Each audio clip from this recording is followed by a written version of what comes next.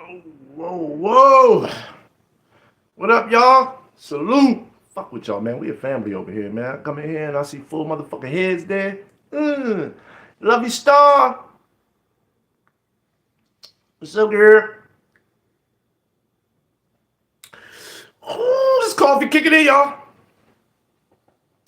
Ooh, this French vanilla. Hit that like button. I would never say that shit. Somebody told me to say that shit, but y'all can hit it if y'all want. If you like it, hit the like. If you don't like it, don't hit that motherfucker yet. Don't hit that motherfucker till you like it. Hopefully you'll like it though. Yo, thought I had a little emergency and shit. My girl, she manager at she managed at John Goodwill store. Now we down here in Florida though. She be managing the 7-Elevens and shit, different 7-Elevens. You know what I mean? She stay at one store, but sometimes she floats if she needs to go to another store up the street. That motherfucker got robbed last night. Motherfucker came in there and put a gun to a motherfucker worker head. Got robbed him at gunpoint.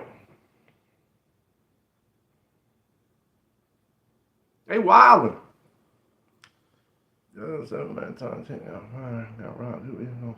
Damn, they put a gun to the back of his head. Damn, they robbed him in the store.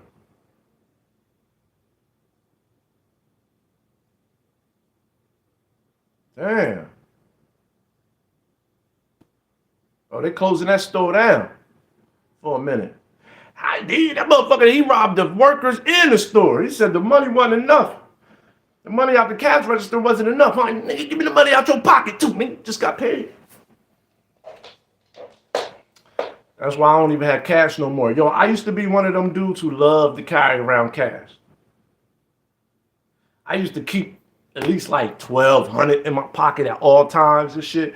And I remember the police people like, well, you got all this money on you. I used to be like, man, I'm grown.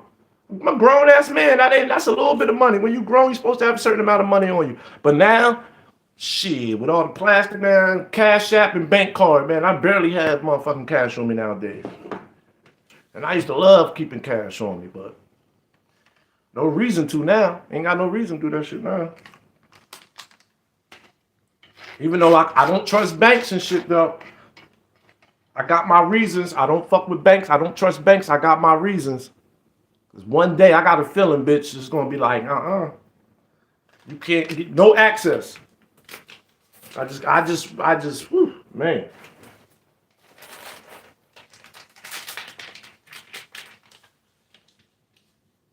Yeah, man, they trying to get us content creators, man. That's on Bus Life side to stop, man. I'm seeing the play.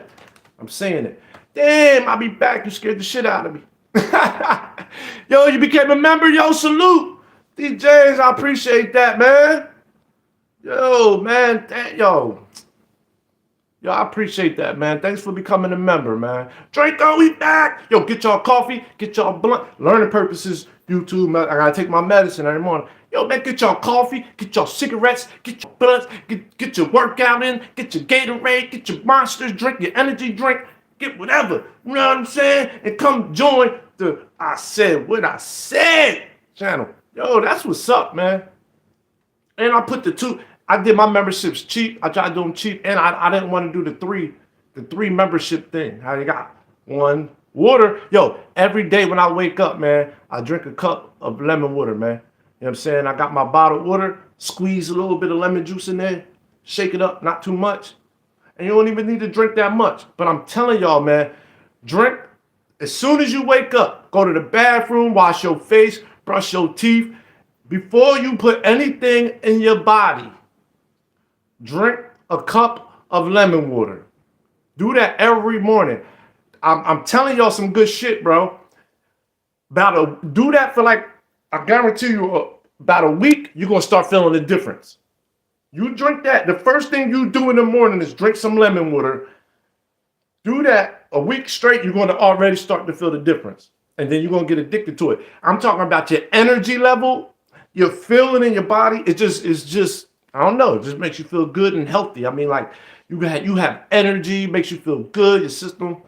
And that was one of the best things I ever did, man, was get that habit of drinking lemon water every morning when I wake up. Damn, man, I got 2 members, yo. I kept my membership just to 2. I'm gonna keep it down, and then when I get to a certain part, I'm gonna do giveaways. I gotta give back. I'm gonna give back anyway. I already got stuff written down that I want to do to give back and shit to my people, just for showing support. Like,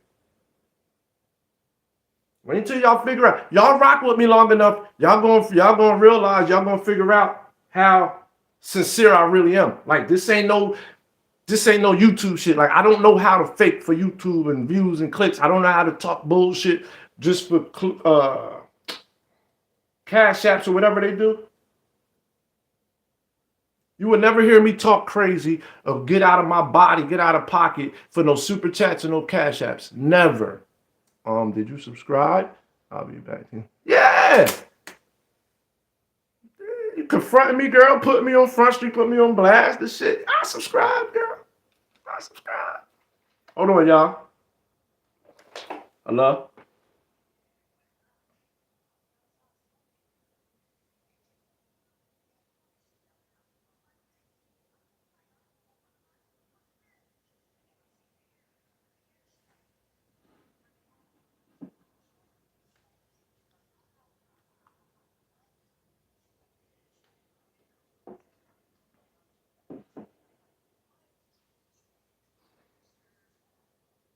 Drink that every morning.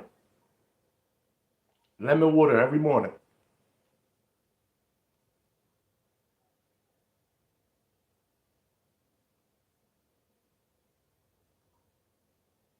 Hey, call me back when you go on your break. I'm on the screen right now.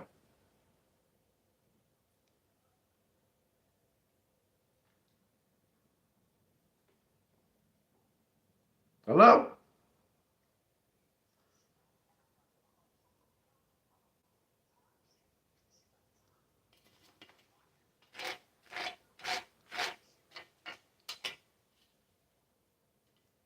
Call me back.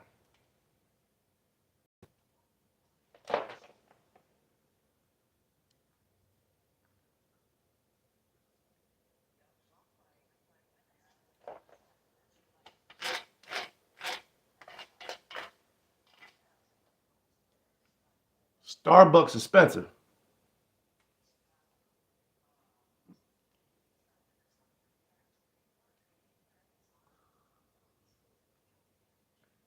Oh, damn.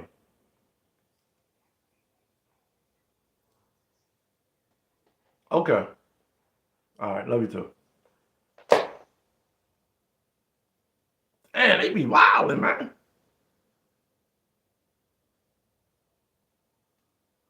Mental health is real, man.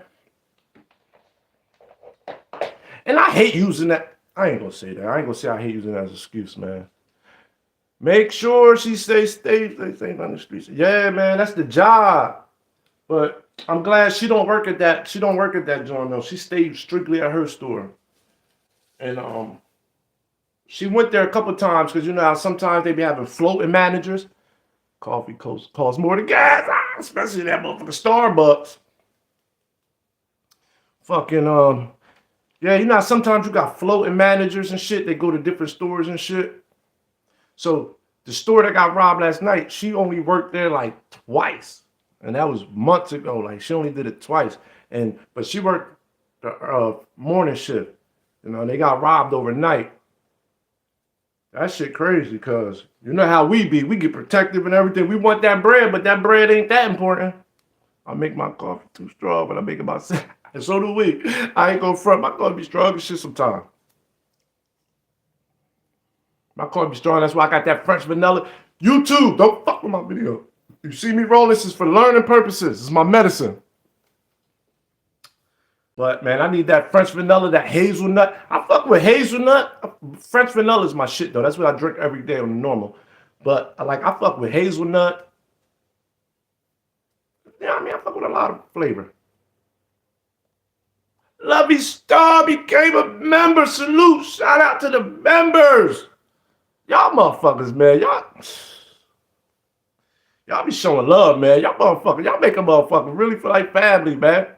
And if I call you a motherfucker, that means I love you. I'm not calling you that out of no, you know what I mean? No malicious. But That's the coffee. I told y'all I get the cursing when the coffee kick in. But if I call you my motherfucker, that mean I love you. Yeah. Don't get it fucked up. We gonna have some get. You ain't. Everybody can give some away. When I get love, I'ma show love. So this is real facts. Like this, y'all learn me as y'all go along. Y'all fuck with me 6 months from now, y'all gonna be like, damn, this motherfucker's still the same. A whole year from now, y'all gonna be like, damn, this motherfucker's really this motherfucker's still the same. He cool shit. How can I send you some especially whatever that is? I think I want some of that shit. How they got no in my email, Jimmy Bones, JIMMY Jimmy Bones 1980 at Gmail. JIMMY BONES 1980 at Gmail. Jimmy Bones 1980 at Gmail. That's my email. Hit me in there. I respond. You know what I'm saying? Send you my shit. Send me what you want. Like, y'all see my Instagram name. Y'all see my Instagram name on my description of my YouTube, but I don't even want to use it. And it's my Cash App name too. But fuck, man, because it's related to the other nigga, man. But that's my name. Like, I got that name even copywritten because of fucking music from me rapping. The name is, my Instagram name is Skinny Fats, man. Skinny Fats 13. Skinny FATTS 13. Skinny Fats. So you see why I don't want to use that name, right? Y'all see why I don't want to fucking use that name?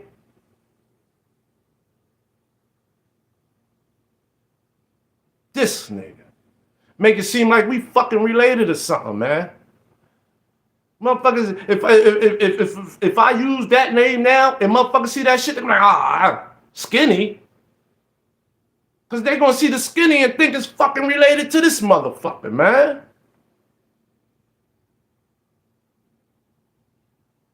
He said, damn, that, you know what I'm saying? And I've been Skinny Fats since fucking, motherfuckers been calling me Skinny Fat since fucking 2008, man. Yeah, I'm skinny for real. That's why my other name, you see, is Jimmy Bones.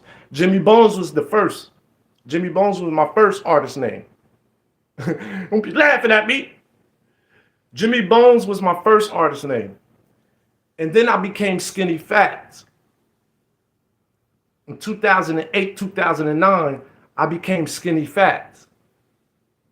I went and got the name, you know, trademark, whatever and shit. And I ain't paid on that. The minute I paid on that motherfucking name, you gotta keep paying. Like that shit, that business shit's crazy. Somebody could probably fucking take that name, man. But that's why I don't go by that name, man. I'm gonna have to go back and change my Instagram name, man. Cause I don't want nobody fucking thinking that it's anything related to that motherfucker, man. And then he got and like you said, at least I'm skinny. Draco, yeah, he said he can't take. Oh, that's what's up. Why not Skinny on Fires? Numbers up. Why not Skinny on Fires? There, his numbers up for the wrong reasons. I don't want my numbers up like that. I don't give a fuck about numbers being up for that. I don't want my numbers up. I just don't want my name associated nothing with that dude because the characteristics of that man don't align with mine. The behavior of that man doesn't align with mine. Nothing. The way I was raised, the way I am, the way I think, nothing. The shit that motherfucker come out of his mouth, the shit that he say, the way he think, the way... Numbers definitely not. Right. Give a fuck about that nigga numbers. I don't give a fuck if you get millions and millions. I don't want them numbers. All money, not good money, though. All money, not good money. I don't give a fuck how much money I'm getting at the end of the night if I'm selling my soul for it. If I'm putting on a character that ain't me, if I'm lying, if I'm defaming people, that's whack. I don't want that bread like that. Keep your money. That money come with karma, nigga. That money come with bad luck, nigga. All money ain't good money. I see some people just like making money regardless, long as it's money, huh? Long as it's a check, long as I'm getting it, long as I'm paying the bills. You don't give a fuck what you gotta do or say to get it, huh? Nah, not me. I'm the type of motherfucker, I look myself in the mirror at night. I pray to God at night. I pray to God in the morning. I pray to God during the day. I fear God. Thank you, Draco. Thank you, Evil May. Remember? Nah, this YouTube. Make believe, bro. Nah, it's make believe for some people, bro. I understand where you're coming from. I ain't mad at you for that. Like, don't think I'm only talking like this because of the coffee. Damn, I could get that out. Yeah, I couldn't get that out in time. All money, right? All money, not good money. And don't think I'm like yelling at you or mad at you or coming at you, bro, at all. Evolve May. Okay, Evolve May. Evolve May. That is very unique, yo. That's very unique. Yeah, I'm not yelling at you, bro. It's the coffee.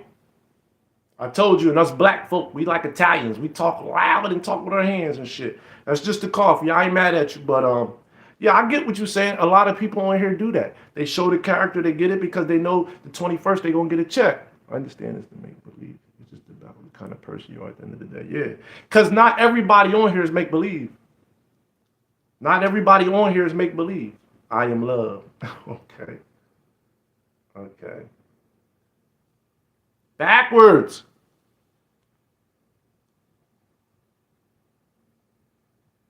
I am love backwards. Damn, that's I caught on that. As soon as you say I'm love, I'm like, ooh, backwards. Oh, okay. Send me some of that coffee. Send me some of that shit. That shit be like, ah! Coffee be having me like this. Yeah, that is dope, right? I am love backwards. Evolve May. Whoa, that's new. That's unique, girl. Yo, you know what's funny?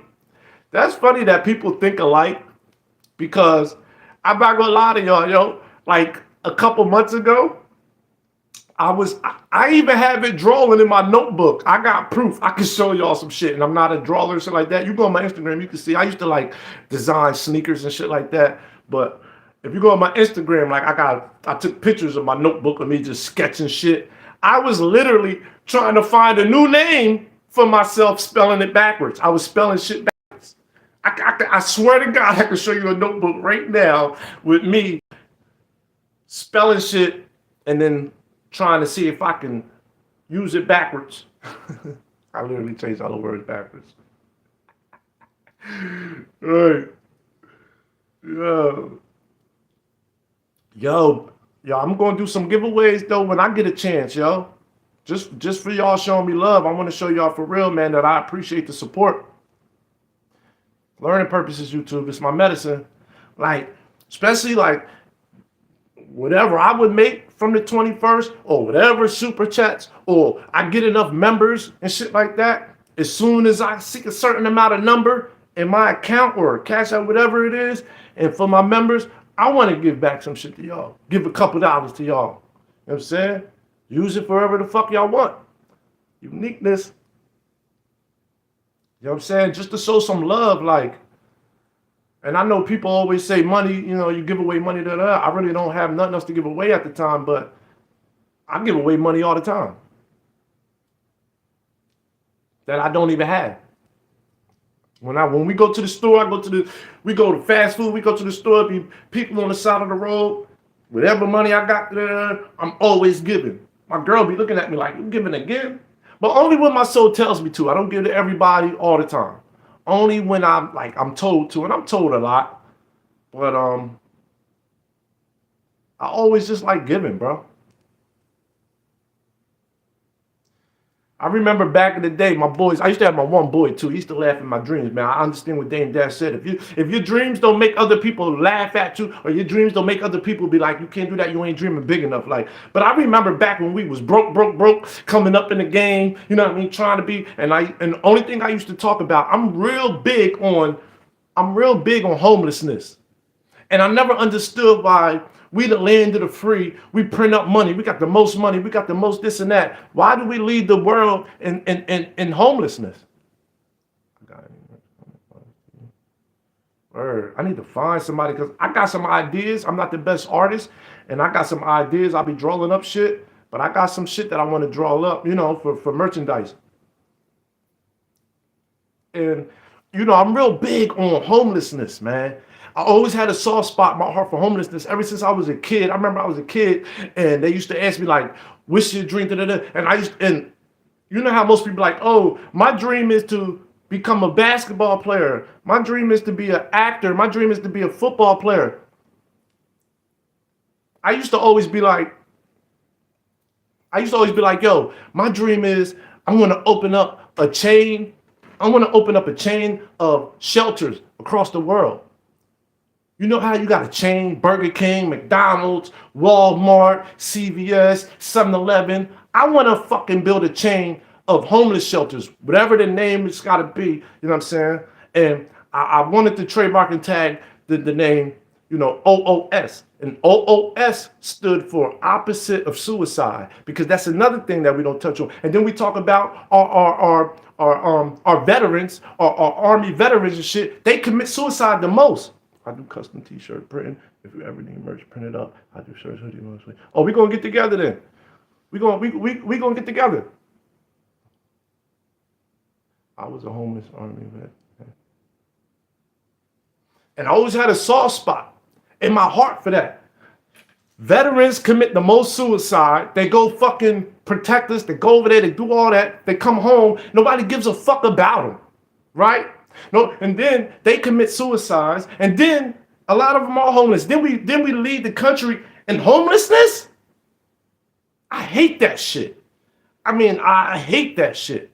And I always used to be like, yo, I want to open up a chain of shelters, man, get people off the streets and not have too many rules, because you come across these shelters sometimes and they fucking, they got PTSD, crazy. Then they want to give them certain meds, not give them meds, then insurance. They shouldn't have to pay for nothing. If you serve this country and you actually served it with somewhere and did something, you shouldn't have to pay for a near medicine, a near doctor bill, a near psychiatric evaluation. You shouldn't have to pay for shit. You damn near shouldn't have to pay for your rent. Your rent should be half off depending on how much time you served and what you've been through. And it sucks, because that's what be pissing me off sometimes about these rappers and these motherfuckers with all this money. I'm not saying that they don't help out their people. I'm not saying they don't give people jobs. I'm not saying they don't help out their family there, but continue to do more. You vet, thank you. But they say, who am I? Who is this? To say that, oh, that's because you ain't. Do more. If you could fuck around, okay, you helped out 10 people. They be like, yo, I'm feeding 10 people. I'm feeding 10 people. And then you got another $500,000 on your neck, though. How many more? Feed another 10 then. But, you know, you can't tell people what to do. And I'm probably wrong for saying that, telling people doing all that. I'll give you a discount in the land of the highway bridges and I almost complex. Nothing but test homeless people. Once a month. Dope, Mel. Thank you for the discount. And whatever discount you give me, you know, we're going to work it out. I still throw something on top. And I got some ideas, some sketches and shit. I mean, shit. We could really do it together, really go into business together. If you want to, like, combine on it. Like, you give me some ideas that you might want to add to the design and shit. We do a collab design and shit. You know what I'm saying? Getting ready to be cut on my back for the third time. Damn. I'm going to pray for you, dog. They wanted to do surgery on my back. But I'm a bitch ass nigga. I'm a punk when it comes to surgeries, dog. I'm a punk. I get put to sleep for everything, man. They be like, oh yeah, we want to check this. Put me to sleep then. I asked to be put to sleep for anything because I'm scared of surgeries. They want to put these fucking long ass needles in my back, dog. They wanted to put these long ass epidural needle in my back. I looked at them motherfuckers like, never mind. You ain't sticking me with that shit. No, I'll be in pain. Give me my cane. I'm out. Sticking me with that shit on this cold ass table. They put me, man, I was fucking butt naked. I was butt naked with a gown on, man. So I wasn't butt naked because I had the gown on. But under the gown, I was butt naked. They put me on a steel bed, nigga, like I was dead or something. Like, I'm like, that bitch cold, put a cushion down. No thanks. Right, Yvette? I said, y'all want me to lay down on this motherfucking metal? I said, where's the goddamn cushion? Y'all crazy? Then they showed the fucking needle that they was planting on, sticking me with.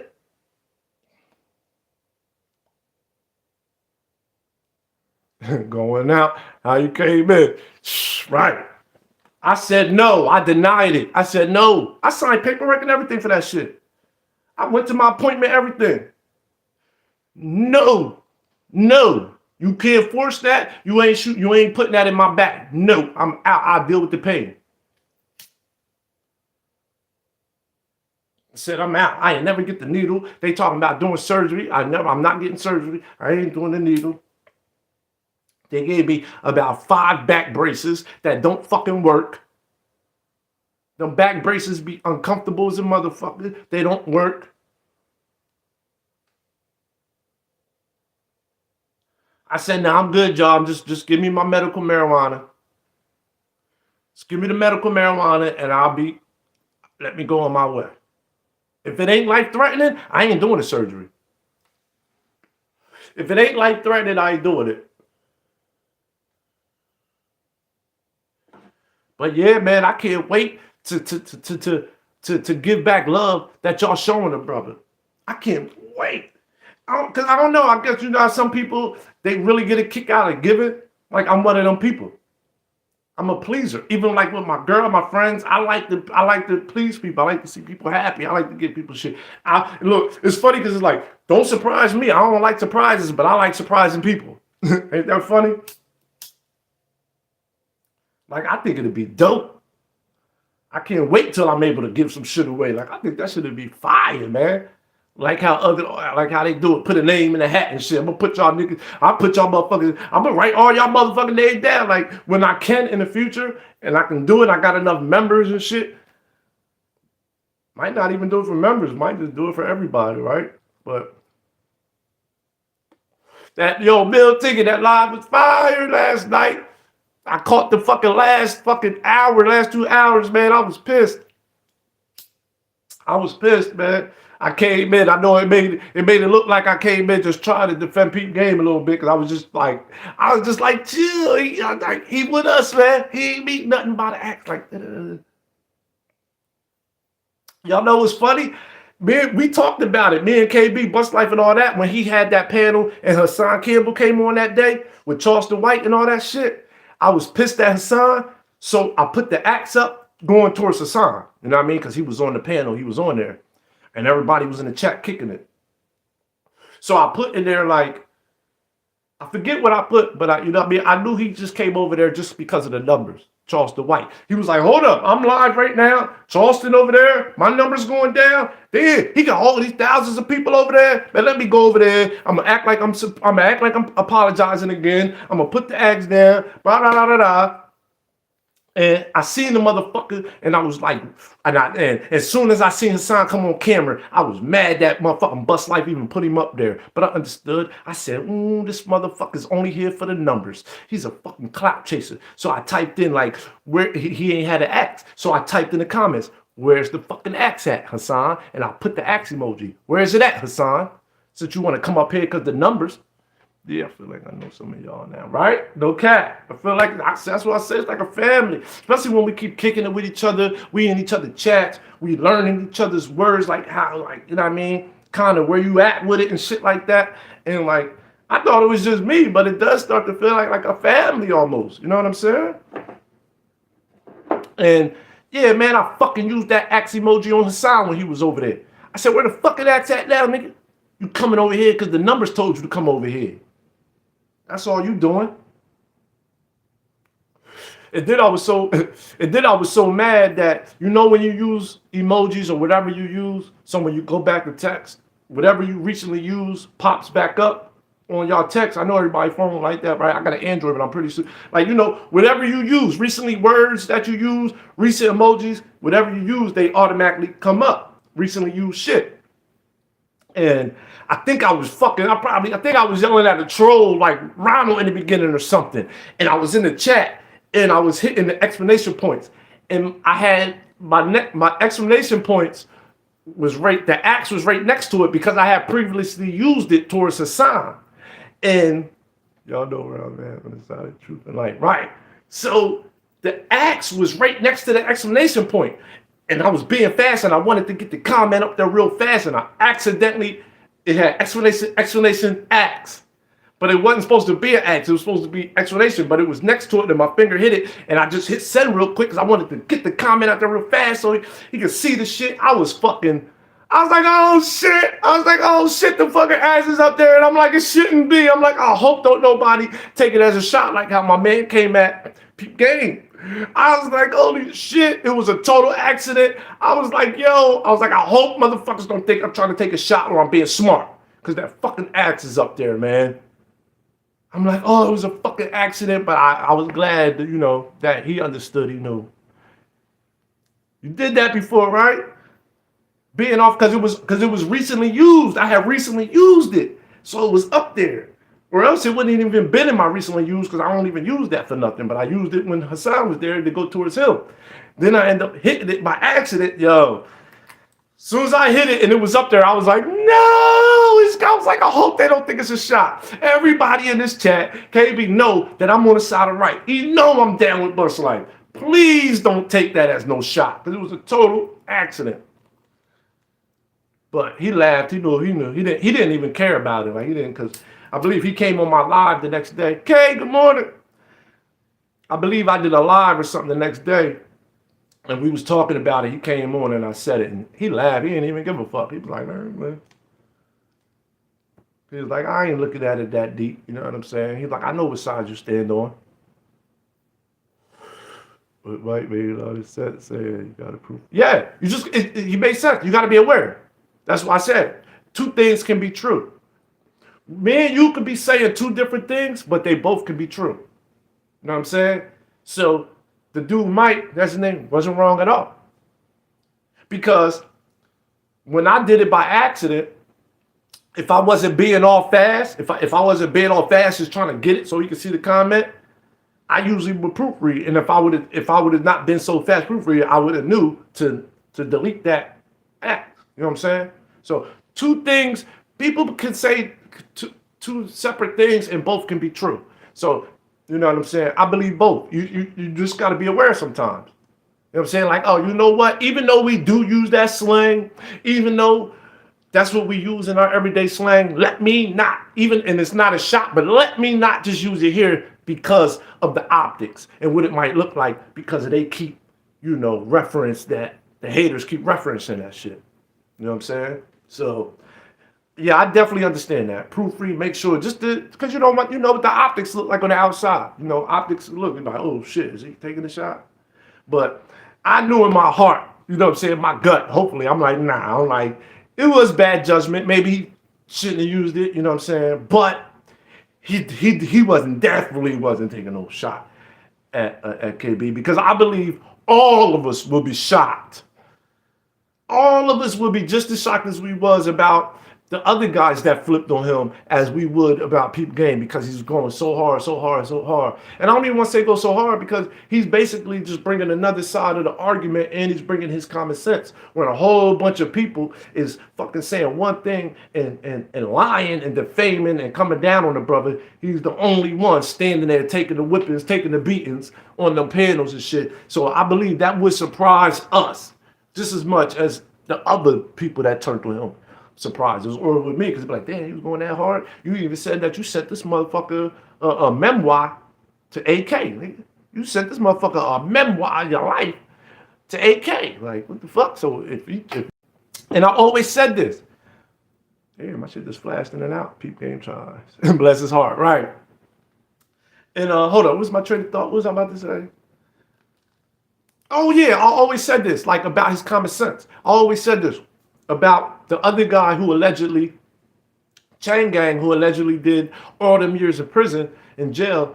If y'all heard me say before too, and even in my videos, I'm like, yo, I've been around people. My brother went to prison twice. My brother's a Muslim. My younger brother went to prison twice. He's a Muslim. I got older cousins, uncles that went to prison. They older, and I'm like, yo, usually grown men, I'm talking about my little brother.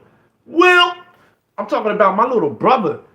Some of the most immature people, boys, some of the most immature people that I know that was on the streets, they went to prison, did a substantial amount of time, you know what I'm saying? Got a certain age. When they come home, their mind frame, their mind state is not like his. It's not like his. Their mind state, they would never say or have the behavior that this guy has, doing that much time in the system. And you see, and I've heard Peep Game say that he's done, you know, certain amount of time in the system, and you hear his demeanor, how he talked, certain things he wouldn't say. I relate that to other people that I know that's been to prison and did a substantial amount of time, and they get a certain age. They just wouldn't say and act and do the certain things that he's saying. And it's like, yo, dude, did you really do that much time? Are you really this old? Because your mind state is like a young boy. It's like a young boy. They said, bless his heart. They like, he tried. See what I'm saying about a family over here? And everywhere else on this sector that we fuck with, on We the People? Do you see what I mean by family? Look at the chat. Same shit Bus Life be saying. Same shit Sister T be saying. Right? Now I'm saying it. The chat, like we a family, man. And we show love and we real and we got common sense. And we just don't be bashing and name calling and shit over here, what we be doing. We actually be talking, kicking it, dialect, dropping jewels, saying how we feel about it. It ain't right, Yvette. It ain't constant name calling and trying to defame a brother. Like, I don't watch them like that. I'm a content creator. So I'm watching so I can make content, right? And I can't watch a whole one of their videos. I can't watch it from start to end. I don't really click on, like, you know what I mean? But I'm a content creator and I'm on this side of right? And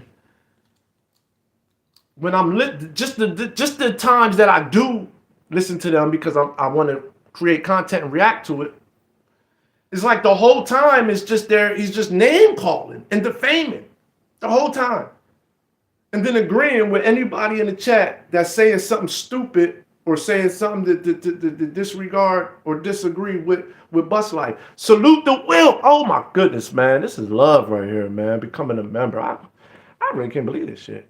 I can't watch Gang Honey at all. Too ridiculous. Salute to that, Yvette. It is very hard to watch. They was begging to have me looking like Peep Game yesterday. I'd be so tempted, but I don't want to unless I make a page. I hear that, Draco. I believe we wouldn't mind you making a page or making content. I believe we will all come over and subscribe. You know what I'm saying? I don't want to speak for everybody, but I believe we would because we fuck with you. You know what I'm saying? We fuck with you. Some of y'all I looked up to try to subscribe to, and I'm like, damn, they don't even got the fucking channel. I'm like, damn. But damn, man, salute to becoming a member, yo. Like, I just can't believe that people, you know what I mean, that y'all rock would be like that and becoming members, man. The shit is dope, man.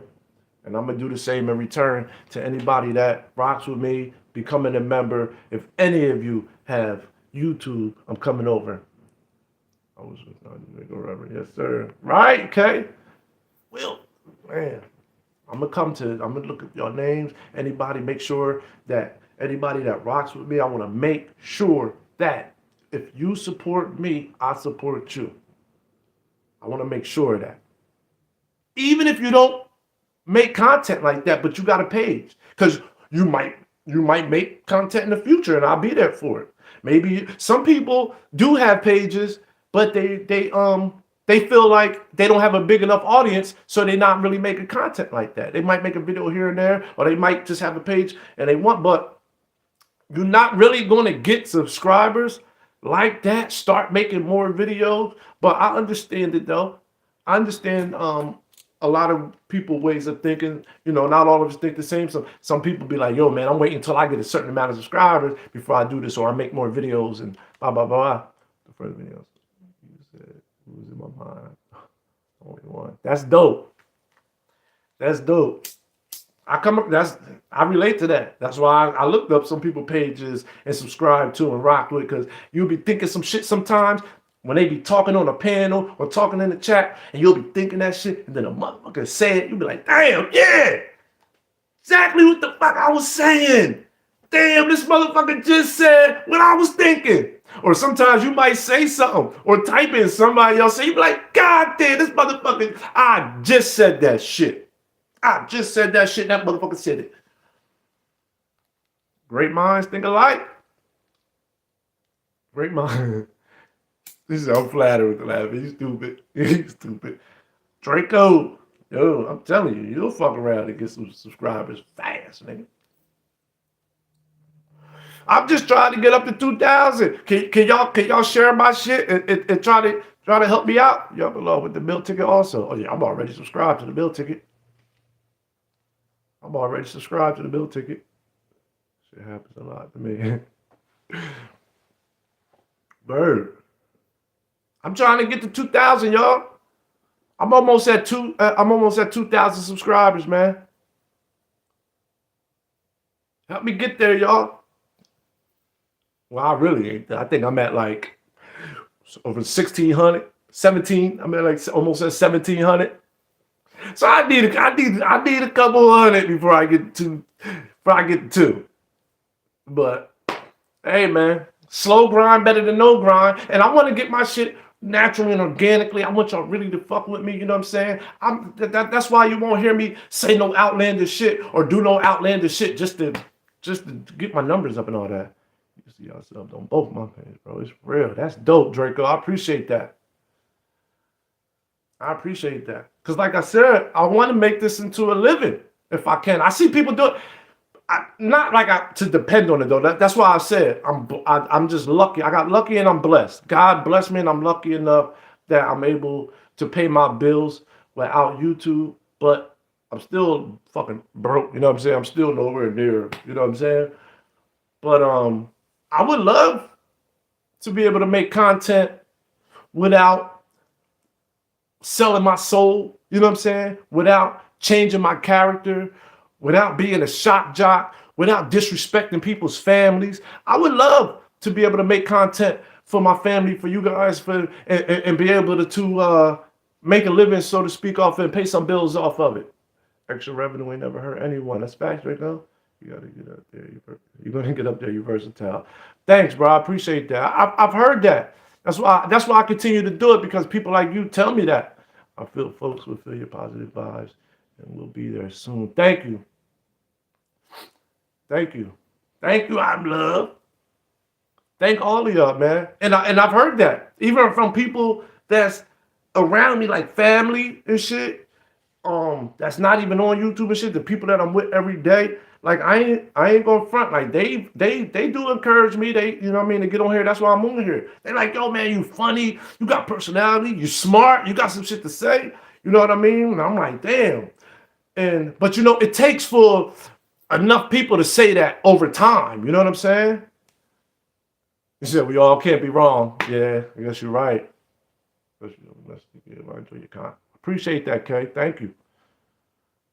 And you make a lot of sense, Draco. Like we always say, if motherfucking 10 people, if they all saying the same thing about you, you saying the opposite, but we got 10 motherfuckers, something must be true. 10 motherfuckers. So, yeah, I appreciate that. That statement makes obvious sense and shit. It took me a little bit It took me a little bit to do it. Like, I'm not shy. I mean, I've been on stages. I mean, I'm human. You get nervous at certain things, you know what I mean? But I'm not shy. I've been on stages for years. I've ripped down stages and shit in front of people for years. Like, you know what I'm saying?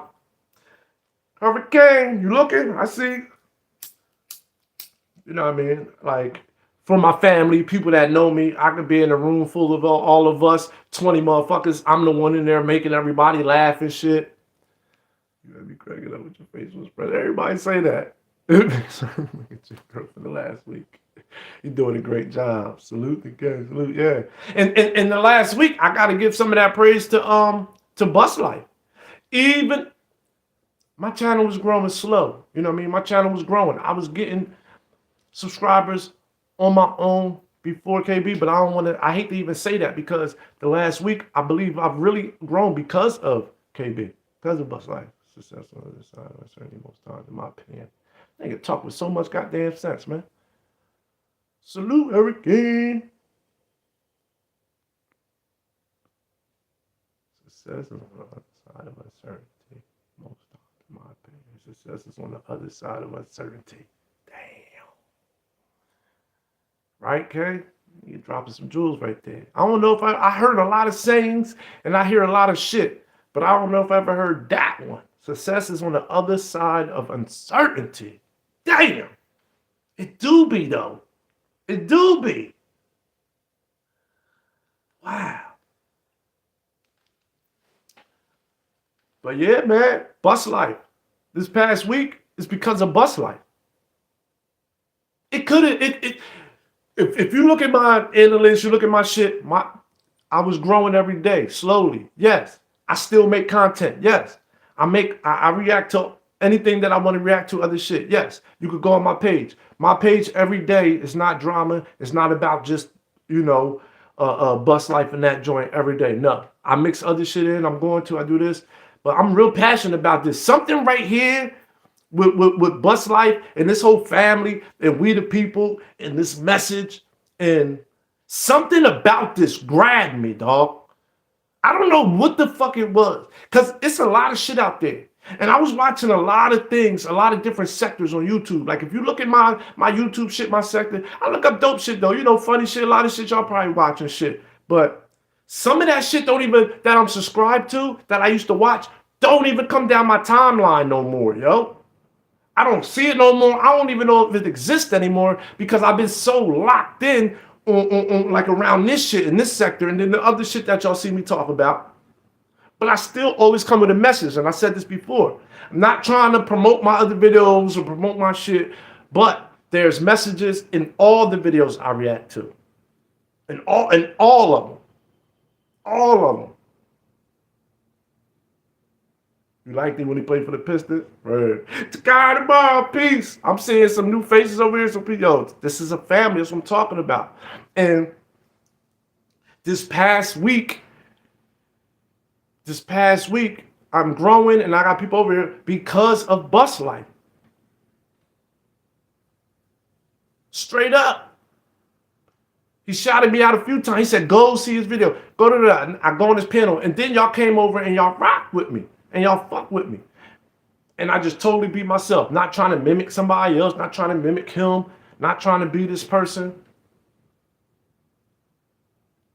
And I think that's, and that's what be fucking with the negative side too. That's what fucks with that negative side. That Bus Life called doom and gloom. He said, hey lady with the cool name, Takai tomorrow. That shit is, right? Takai tomorrow. That motherfucking name is motherfucking cool as hell, ain't it? She put tomorrow in her shit. Might be her fucking government. We wouldn't even know. At least we'll admit it seems like it's hard to keep it 100. Word. It's hard for them, right? Why they do that? Some of them whole shit is built from him. I've heard motherfuckers that whole shit. That's they don't want to do. I don't care what they talking about. I know that's right. Some of us, I swear to you, if I was not a content creator, and if something about this situation and Bus Life didn't tug on my feelings, I wouldn't be here. But I mean, I wouldn't listen to them. That's what I'm saying. My bad. I would not listen. If I wasn't a content creator and something about bus life and this whole shit didn't grab a hold of me, I would not listen to them at all. Even me being a content creator and wanting to stand on this side of right and expose what they're doing, it's still hard for me to listen to that shit. It's still hard. Thank you. So I totally get it.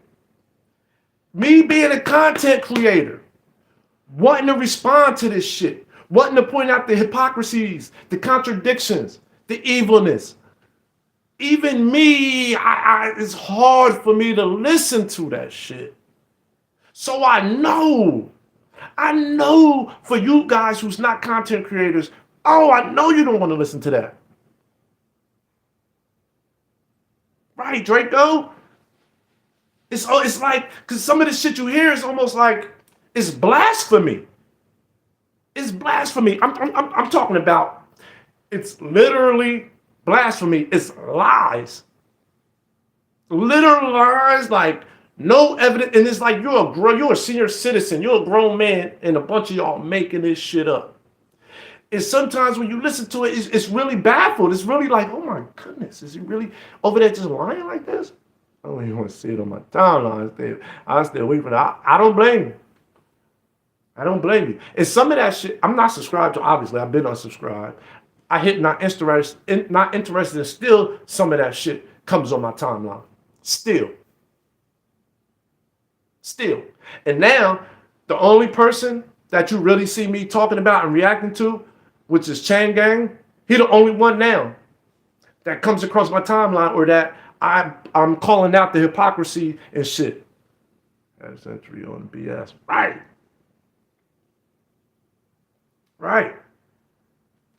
He the only one. Like the other ones, y'all really don't hear me comment about them and shit. Even the recent shit, like I did one video on Suge, and then nobody really heard me keep going in on Suge like that.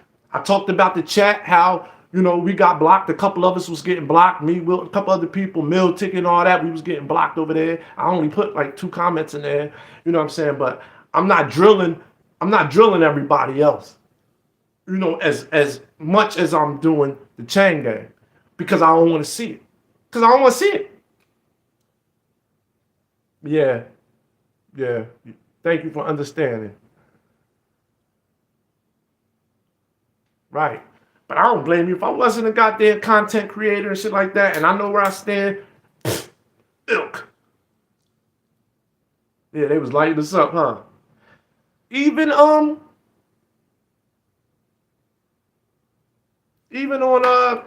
Suge's panel yesterday and the other day, I've heard it was other dudes on there. They was talking, and the dude was talking like it was a matter of fact that he wasn't even telling the truth. He was talking about Bus Life's fallout with everybody, like from the beginning. He was talking about like Tommy and the reason why him and Tommy fell out, because he didn't do this interview and da-da-da. I was listening to a couple minutes. I was like, yo, that's not true. Like, even though I wasn't in the room, but I was there from the beginning. We heard everything, seen everything. I'm like, this dude is just lying. Literally. And he was talking as a matter of fact.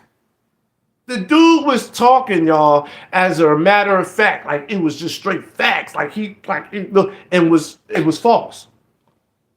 And I couldn't listen. I got out of there. I said, I can't listen to this. Because he been plotting for a whole year. Yeah, they been plotting. That Chain Gang, that was crazy. How he did that. Wow, how he did that. Got close to my man and was doing all that extra shit behind the scenes and all that. That was weird. That was crazy. I just can't disrespect nobody. I am. I have been there, in my opinion. I've not been there. Yeah, that's the fact. They repeat what they hear. That's what they do. That's exactly what they do. What other people say, the people they like, And then they repeat what they hear, not knowing any of the facts. And then they talk as if a matter of fact. Literally. Right. It's crazy. And then they talk as if a matter of fact. And then you'll be seeing people in the chat and people just agreeing. Yeah, you're right. That's true. Facts. Like, but it's not facts. It's not true. And it's almost like, you know that saying where they say, if you arguing whatever from a distance, two people arguing from a distance, it could be a smart man and a fool or whatever, and the person from a distance not gonna be able to tell who's the fool. Keep lying like this. That's right, Kay. You even got a fair Friday or something to that nature. Duh! All over the message, they try to act like those. Right! Duh! He's stealing the weasel. All over a message, Draco. He's stealing the weasel, putting a ferret on there, making hoodies. Right, all the rest they try to act like those this. That's crazy. And that's what makes certain people speak up. And that's what make me feel like it, because my integrity and my passion and shit. And that's what made me have to really speak out and start making content about it, because I was there from the beginning. I'm a real supporter of the man, you know what I mean, and the message, but I was a supporter of the man from the basketball since he got drafted. I always been there, always been a fan. Never understood why they called him a bust. Never understood that. All them years, I never understood what Stephen A. did on my own. Way before I heard Bust Life come out and speak, before he came out and started kicking draws in his ass, before he came out and put Stephen A. on blast. I already was thinking that way. People, man. Right? I seen that. Right. Suge Mike.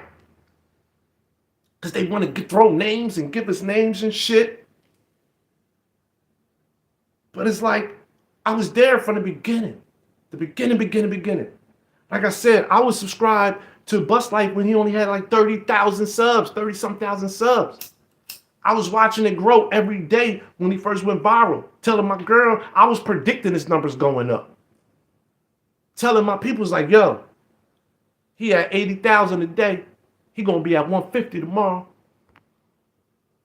Right? He gonna be at 150 tomorrow. And I was right watching it grow. Yo, he gonna be at 200 tomorrow. Yeah. And I was happy. I wanted him to. I wanted him to get up to 1 million. Right. How they feel about their own supporters call us there? The naughty now call themselves gang and the naughty and all.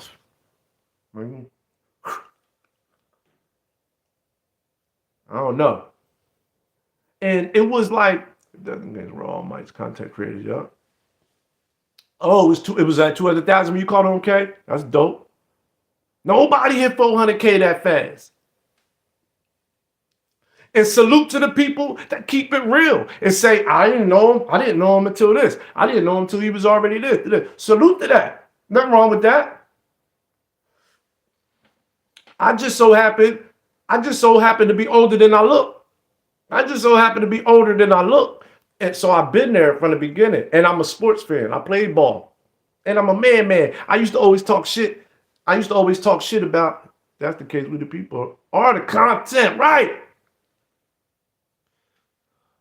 You know, I got to throw this out there. Nothing against the, LGBTQ community. But like years ago, whenever I would see that and shit, and like a boy or a man and shit, and I used to be like, man, he needs to motherfucker drink a beer and watch a fucking sports game with his dad. Some men. That's what they do, like being sarcastic, cracking jokes. And that was about 2 days after he went around. So, right, okay. I used to be sarcastic and throw little jabs when I would see, somebody that was a little softer as a man, a little soft. I used to be like, man, motherfucker need to drink a beer and watch a football game. That's what he need to do. Motherfucker need to come sit down with some men, watch a goddamn basketball game, drink a goddamn beer. Ain't nothing wrong with having an old soul. I was told I had an old soul ever since I was fucking 8 years old.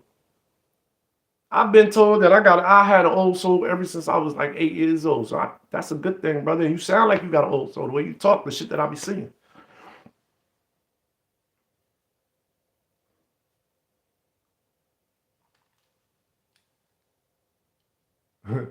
Do some push-ups.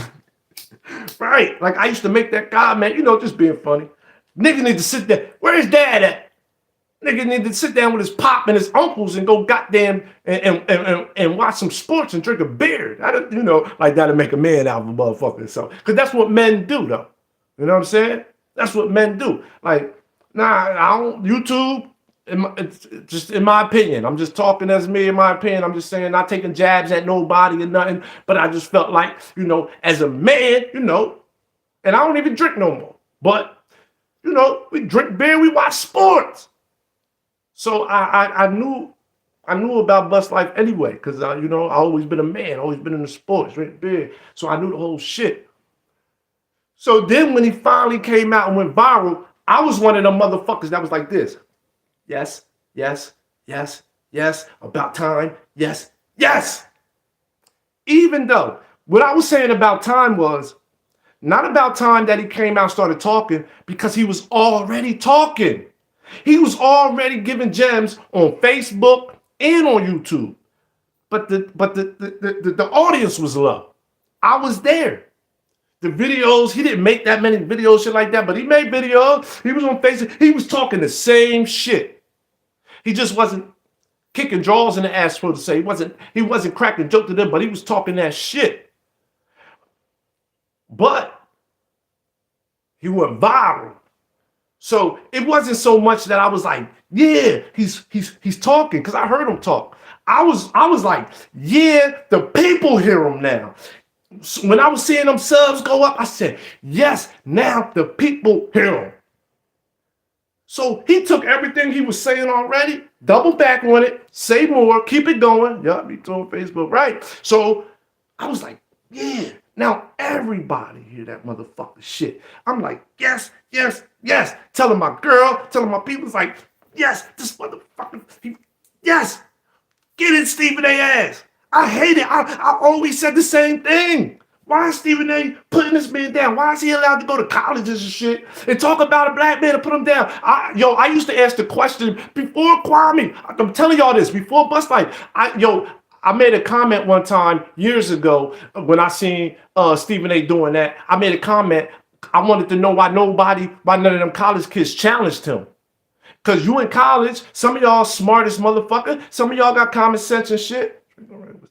You know what I'm saying?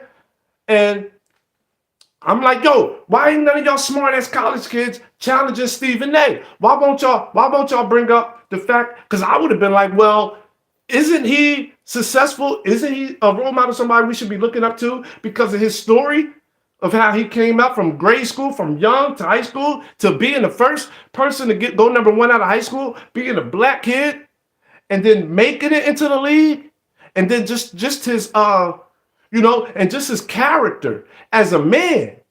I'm like, why Stephen A. highlighting that in the colleges? That's a fucking what you want to call it? I don't even know if it's like a redemption story. That's like a underdog story. He should have been telling the opposite story, I thought, them colleges. What do you mean? This dude, like he said, he came from a cheese line. Look at the way he came up. And to still have tunnel vision, make history, make the league out of all that. Why isn't that the narrative? What are you talking about? Oh, he can't dribble. Oh, he got small hands. Oh, look at that. He can't play that. He don't got a move that he can do back to back. And I'm like, with all this talent. So I'm like, yo, you at colleges? Is this a comedy skit? Like, so you at colleges, you're supposed to be inspiring. It's a script. You're supposed to be inspiring these college kids because Stephen A., you so-called had a story, right? Where you were so damn mentally challenged, you couldn't even get past the fucking first grade or some shit. Stephen A., you read backwards or some shit. Couldn't read and shit. Was dyslexic and all that shit. Stayed back in like the first grade, second grade. And then you so-called taught yourself how to read the dictionary and all that. So like, and then you make it into college and you do all this, da, da, da, da, da. Like, you know how hard it is to come up and get through college and da da da. I'm like, yo, you up there telling a comedy skit about how what? How he's not the best basketball player at his position? Right, Stephen A. Downos, man. That's right. And I'm like, yo, that just think he probably obviously it was a script. He did that for a reason. He had to do that. We know the agenda. We know why he had to do it. It's to stop other young black men from thinking that they can do it. That's what the message was. That's why Stephen A had to do it. Stop these we can't have no more bus lives because, and I'm not even talking about the athlete, his character. Stuart Scott would have never pulled it in the other side of the pillow. He would have never. He would have never. And it's like, not even about the guy playing basketball, not even about the athlete, about the character, about what he had to go through and still make it. They said, no, we can't have these motherfucking young black motherfuckers being like that. They gonna change some shit. If we get 10 more, 20 more, 30 more bus lives with the mind state he got, and then with the mind frame that he has after he gets his money, that's what they had to stop. They said, oh shit, this motherfucker ain't in interviews. This motherfucker ain't talking about buying jewelry and going to the strip club and doing this with his money. Oh, this motherfucker actually is taught and educated. He is actually doing some shit with his money and with his conversation. He actually doing some shit that could change some shit to fuck us up. We need to make it look bad. We need to make him look bad. Stephen A., you want to keep your job? You want to get your job back? You want to get some money? Go do this. Because we got to stop this shit. We can't have 10 more Kwame Browns. We can't have 20 more bus lives. No. He should be ashamed of himself because he would have been, just think how much he would be revered. Fuck the money. Think how much, yeah, on his ass and Disney. Think about how revered Stephen A. could have been and the different narrative and how the shit would have been if he would have went to them colleges. Fuck that script from White Zaddy. If he would have went to them colleges and said, you know what? Kwame Brown might not be Shaquille O'Neal. He might not even be Chris Webber or whatever, right? You know what I'm saying? He might not be a Dennis Rodman or whoever, right? But you know what? His story is somebody all you young black kids and white kids, poor white kids can look at.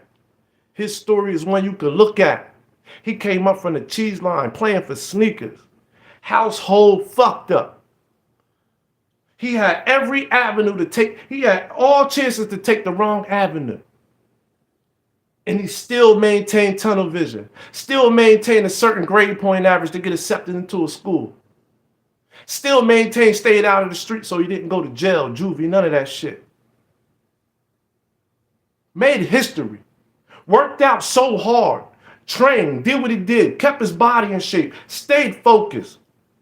Went to all them workouts and then he ended up making history. Ended up being the #1 draft pick, first ever out of high school. He wouldn't have done that to his child, his nephew, his son, his nephew, his niece.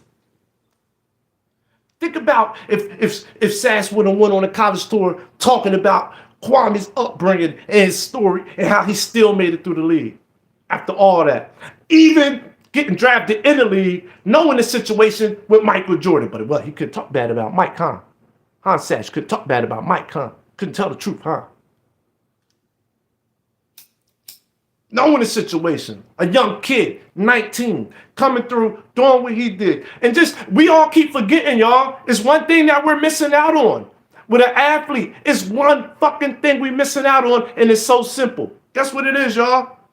When you're, guess what it is? When you're picked, when you're the first to do something, expectations. Think about that word, y'all, how simple that word is. Expectations.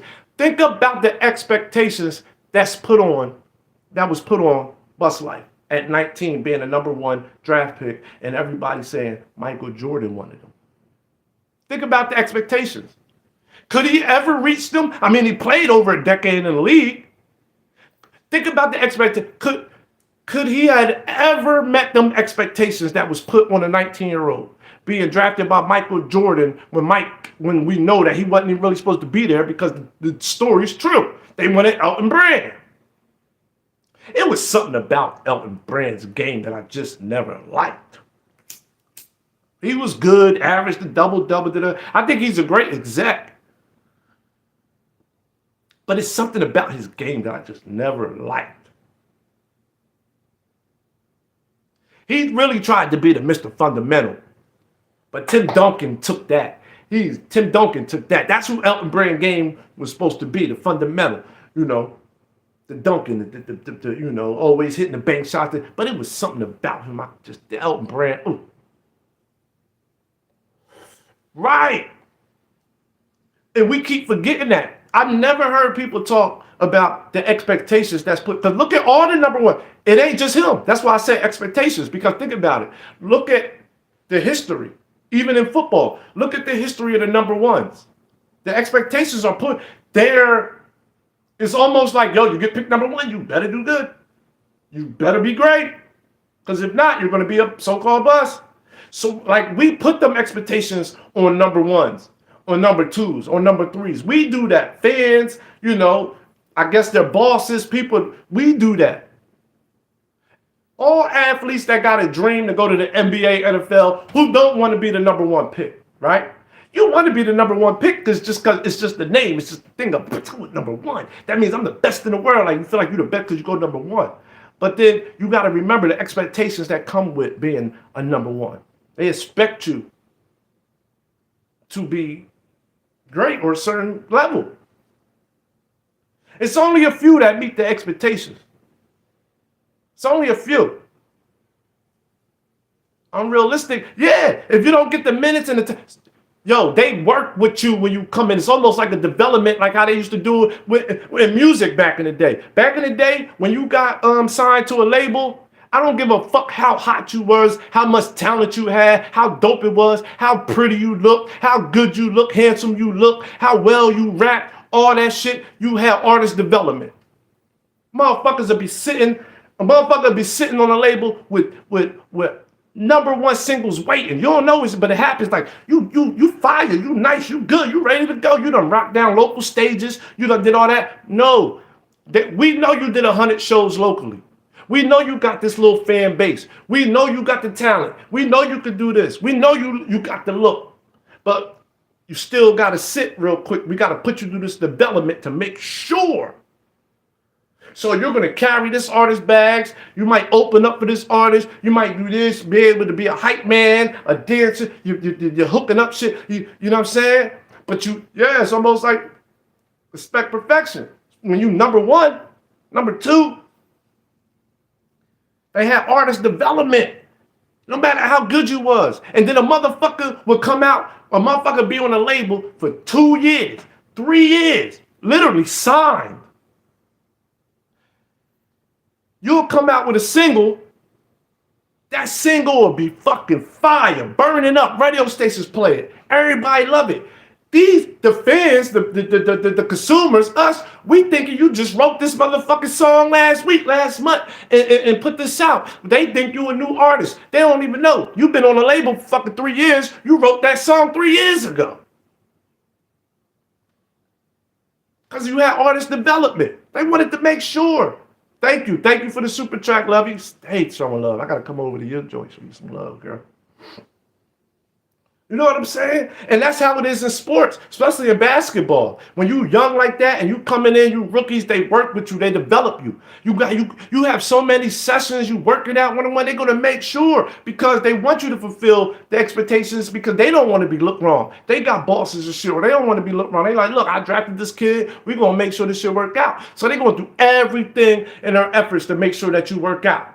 They're going to spend the extra time, the extra money, the extra resources. Make sure this kid, we're going to give you the opportunity to meet the expectations. But Bus Life never got that. He never got that. And because he didn't fucking go around complaining and make excuses about it and saying nothing, people just don't know. People don't say it because motherfuckers don't want to hear excuses anyway. The haters and the people, they don't want to hear that shit anyway. Oh, you just excuse. Man, you 7 foot, you did this, man, you better make it. Like, you just supposed to make it work. Like, Stephen A. act like every motherfucking 7-footer that went in the top panned out. We can go down the list of how many motherfucking number. Look at the Michael Jordan draft. Look at the Michael Jordan draft. Who went number 1 when Michael Jordan got drafted? Mike ain't go number 1. Who went number 1?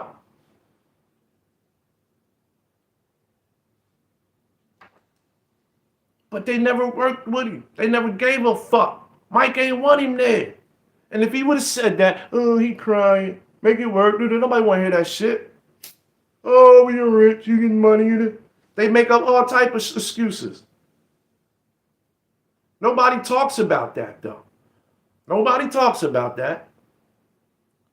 You know what's dope? Me and Bus Life, we wore the same number. What you wear that number 5 for, Bus Life? I wore that basketball number. I'm about to motherfucking show y'all a picture, copy a picture when I was in high school and shit. I was starting point guard in high school, man. I wore number 5 and I had cornrows. It's about who you like. He did the work. He did, Takara. It's about who you like. Yo, I'm gonna show y'all some pictures, man. I had the cornrows with the fucking number 5, man. When I used to play against other teams and shit, they used to get mad. I used to talk hella shit. And they used to call me Allen Iverson because I had the cornrows. I had like 2 tattoos. I had like 2 tattoos in high school because I got tattoos early. I got my first tattoo when I was 15 years old. My man was doing it like this with his hand in a needle and Indian ink. 1, 2. I had 3 tattoos in high school. Oh, you were number 5 too? They didn't have 13. I wanted to wear 13 because that's my birthday number. I was born, and I was born 5/13. You know what I'm saying? May 13th. So that's my 2 numbers, 5/13. But back in high school, they didn't have no fucking number 13 jersey, man. I was mad as shit. And they were supposed to get one because I was a main player. In my sophomore year, they told me they was going to get a number 13, and they never got one. So I wore number 5, 5/13. So I wore number 5. That was my shit. But think about that, man. People never talk about expectations. And then, how the fuck do you last over a decade in the league? Huh? We know people that go to the league, be in and out. Be in and fucking out. He lasted over a decade in the league, y'all. And look, like he said, look at the shit when he was healthy. Look at the numbers and shit he put up. Look at how he played.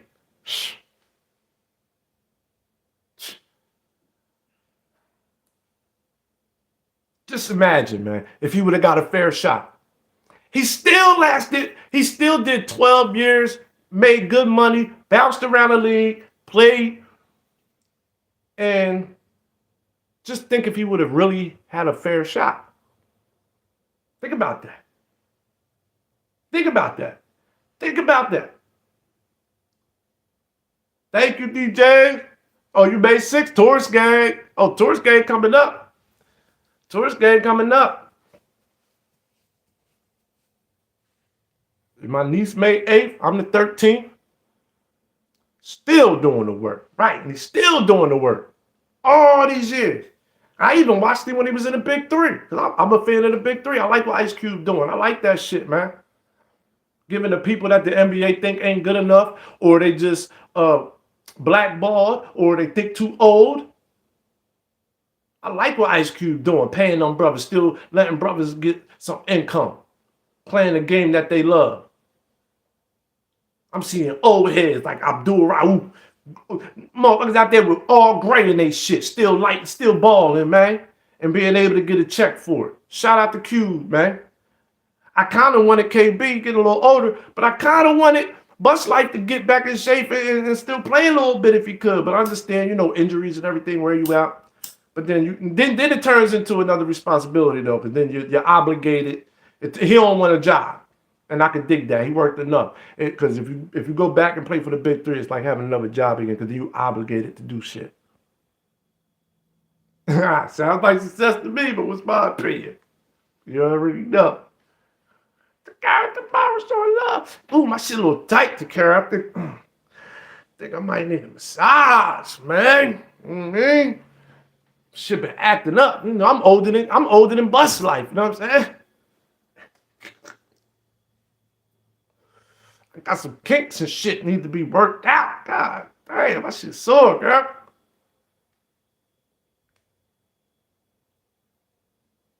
He did what he was supposed to do.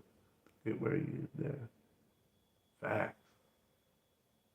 And they jealous. I'm 41.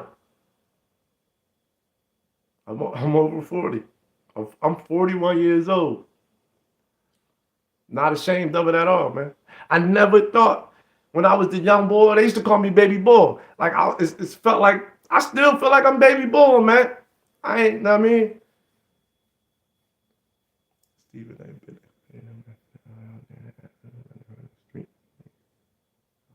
right. Stephen Smith, what up? Black don't crack. I appreciate that. Right, Stephen A. Like, and it's like the way he be talking. Right, he paid his way in. Like, get out of here, man. 50 Club salute. Like, what have you done, Sass, in your life that you go on a college tour and put down a kid that made it through the cheese line who had all opportunity to go the wrong way. Older brothers going to prison. We know the stories. Not having two household parent. You know what I'm saying? Coming from that. Coming from that and making it and doing all them things. Like Stephen A., why would you speak down on another brother who persevered? Who came up like that? How could you even hate on a brother like that and go on a comedy tour? You ain't no fucking comedian. I'm like, yo, is this a comedy tour? This motherfucker's a paid comedian? When I was listening to them clips, I couldn't believe it, man. And then I believe one of the clips that I seen, it was a dude in the crowd recording Stephen A. from his fucking cell phone, and it was a brother. It was a black dude. And he had the nerve to be he, and then laughing about the shit like the shit Stephen A. saying was funny. Stephen A. never played real ball. Never. Talk about that one time he had that one shooting game. I think that's a dream. He lying. I want somebody to vouch for that. He won a whole game, ain't miss a shot. Right, Yvette? Like, what have you done? Oh, Kermit the Frog looking nigga. Don't he look like one of the Muppet babies? Y'all ever see Stephen A. like shape? You see him on the joint? Motherfucker look like he looked like one of the Muppet babies, man. The motherfucker look like he got a goddamn stick under his arm and shit. Kermit the Frog face, like, that nigga look crazy, man. I know I got a big forehead, but that nigga need to let it go. You see the side of that nigga shape up? Oh, Muppet baby body. Beauty never changed. Like, you ain't accomplished nowhere near what these brothers accomplished. Pretty ugly. He ain't accomplished nothing these motherfuckers accomplished. Most of people understand a lot of people that look like this. This really ain't. You know. If you know, Draco. Yeah, I'm not ashamed of my age, man. I'm proud. I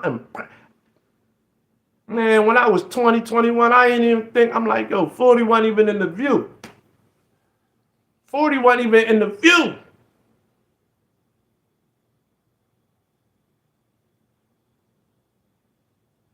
Talk so big. He said, oh my gosh, huh? He said, change your goddamn name, man. Change your name, huh? Steven Smith, change your name. I can relate to that name shit. People making names bad. I can relate to that. I can relate to people making names look bad, brother. Trust me. Man. Yeah, he looks a little world. He look like a goddamn Muppet baby, man. Fraggle Rock face looking. For real. His head, his body shape, he's funny looking. He look like his head is too small for his body, man. Or am I bugging? Is his head too small for his... Y'all remember Beetlejuice? Did somebody sprinkle through that nigga head? That motherfucker got the Beetlejuice. Motherfucker sprinkled the shit. That nigga head small as a mother. His name Step. Real, man. Oh, little head ass. Little head, big body, face. He ain't never accomplished nothing these brothers accomplished. Beetlejuice. Remember at the end of the joint, he sprinkled the shit on nigga head and his head shrunk? Down in these brothers, you ain't accomplished half of nothing they accomplished. I mean, yeah, one good game shooting. Got your college coach fired. You just a weasel for real. No. So you know you good, Lord. You don't have a phone. Oh, man. This guy, man. I said he going on a comedy tour, man. Later. Thanks for stopping by, girl. Thanks for stopping by, girl. Oh, man.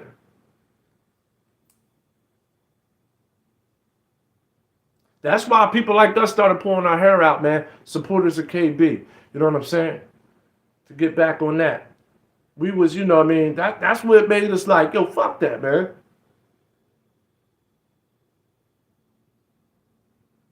That's what made me have to talk, y'all. That's what made me feel passionate about it, because I was there from the beginning. I know the whole situation, where he come from, the story, just everything, you know what I mean? And I'm a little older and shit, and it's like, when you hear the lies and the nonsense and the spewing, you're a content creator, and we on this side, it's just like, I was like, I gotta say something. I was like, oh, fuck, man. Like, I was just trying to stay in my lane, do my reactions how I do on my page, grow my shit, do it. It's something in my gut, man. Something in my gut. Oh, time for me to get another lighter, y'all. Time for me to get another lighter. Yo, something in my gut said, yo, man, speak on this shit, man. Speak on this shit. Something in my heart, something in my stomach said, yo, man, speak on it. Like, you got something to say, man. You a content creator now, right? Go ahead, speak on it, man. If your heart is telling you to, because I sat back for a minute, man. I sat back for a minute. Way in the beginning when he was like, everybody share my videos. I didn't do that, but I think I shared like one video of his when he was in the car going off about something. You know what I'm saying? And then I was just watching the whole time, man. Okay, not sure the answer last time. Why are changing?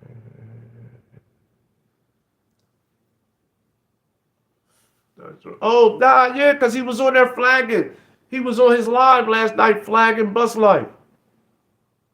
Talking about that title is about me. The title said Chain Gang Sissy. So him and 3 other people that's on there with him, he's going through all Bus Life videos on his page, searching through all the videos, reading all the titles. He seen the title saying Chain Gang Sissy. Oh, he talking about me. I'm flagging this. So he flagged it and wrote a whole paragraph about it, saying that he was the one being called a sissy. Then the one where he said talking about his mom, talking about flagging this one too.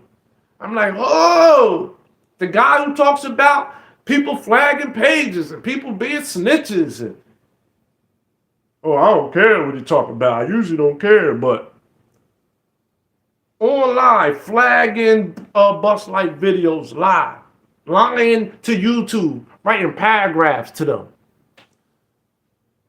How can you confirm? How can you prove to YouTube that you're sissy? That your name is Sissy? He could be talking about anybody. He never says your name. He never says your name. Like you're admitting to YouTube, he's calling me Sissy. How? How can you prove that he's talking about you?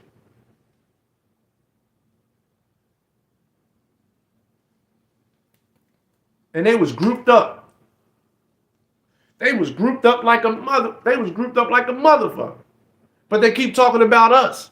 They keep talking about us. He can't stand alone. He needs help. He needs a panel. He gets people to talk for him. He get people up there. He can't do it on his own. Meanwhile, it's 3, 4, 5 of them all grouped up, lying and talking about how they trying to take this man's channel down because he needs to be humble. They want to take his channel down because he needs to be humble. Other black men to a black man that ain't do nothing but help y'all motherfuckers. Some of them that's in the background talking, he never heard of it, don't know shit, ain't did nothing to them.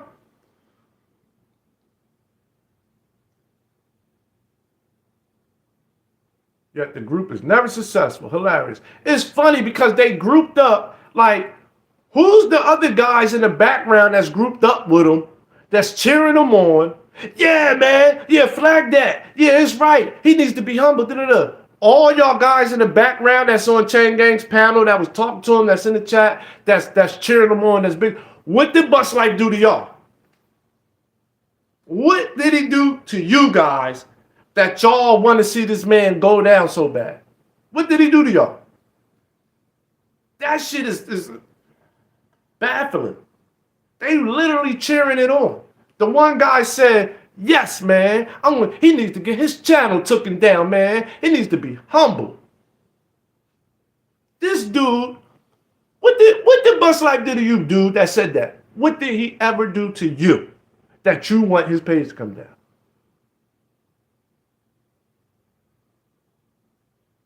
It's a shame, man.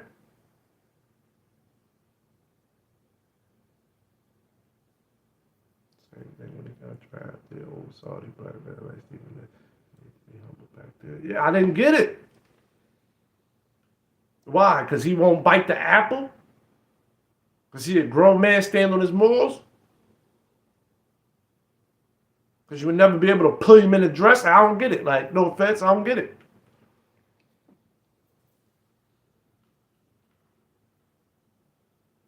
I'm like, what did he do to y'all dudes in the background cheering? What did he do? Group ever fell in misery. So now they mad. Yeah. We just got to win this good versus evil. All depends on how you see things. Everything to me is a test. That's true. Ain't nothing wrong with looking at it like that, because it is. I believe that. I believe everything's a test. It's like, yo, what did he do to you? For real. There's so many of y'all want to take this brother down when all he did was come in and help. He came in and did something that y'all people's not doing. Right, Steve. That's a fact. Y'all down on the man, but the dude that they sticking up for and the people they sticking up for, what have they done that Bus Life done? Do they got a big enough audience and they putting on small businesses, bigging up smaller YouTubers, getting their channels to grow? This Chain Gang punk said, I ain't responding to nobody.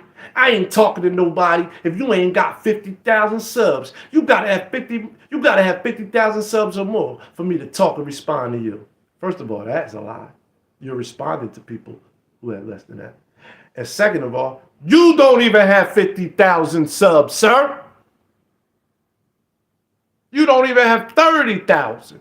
Who are you to set a standard? Man, I ain't talking to nobody. You gotta have 50,000 subs for me to respond, for me to talk to. My name in the algorithm. Your name in the algorithm? That's what you think? You think your name popping in the algorithm? Stop talking about Bus Life right now. Stop talking about Bus Life right now. Stop talking about the Bus Life supporters. Don't put Bus Life in your comments. Don't talk about them on live. Leave it alone. Go in a whole nother direction. Talk about everything else but Bus Life and the Quamites and all of the whole shit. The whole fucking topic, the whole goddamn thing. Leave it alone. Don't say nothing about it. Let's see if your name popping in the algorithms. And you've been on YouTube for 11 years, you said. Some of them subs bought, huh? Yeah, we just got up to 29,000. You been on this motherfucker for 11 years? And you got most of them because of Bus Life. Half of us ain't even know the fuck. So just imagine if you would have never affiliated yourself with Bus Life, where would your subs be at? Where would your subs be at if you never affiliated yourself with Bus Life? Since you ain't talking to nobody who ain't got less than 50,000 subs, but you only at 29 yourself. But you only at 29 yourself. That makes a lot of sense. Thank you, brother. Thank you for the super chat, man. I appreciate that. Big time. Big time love, man.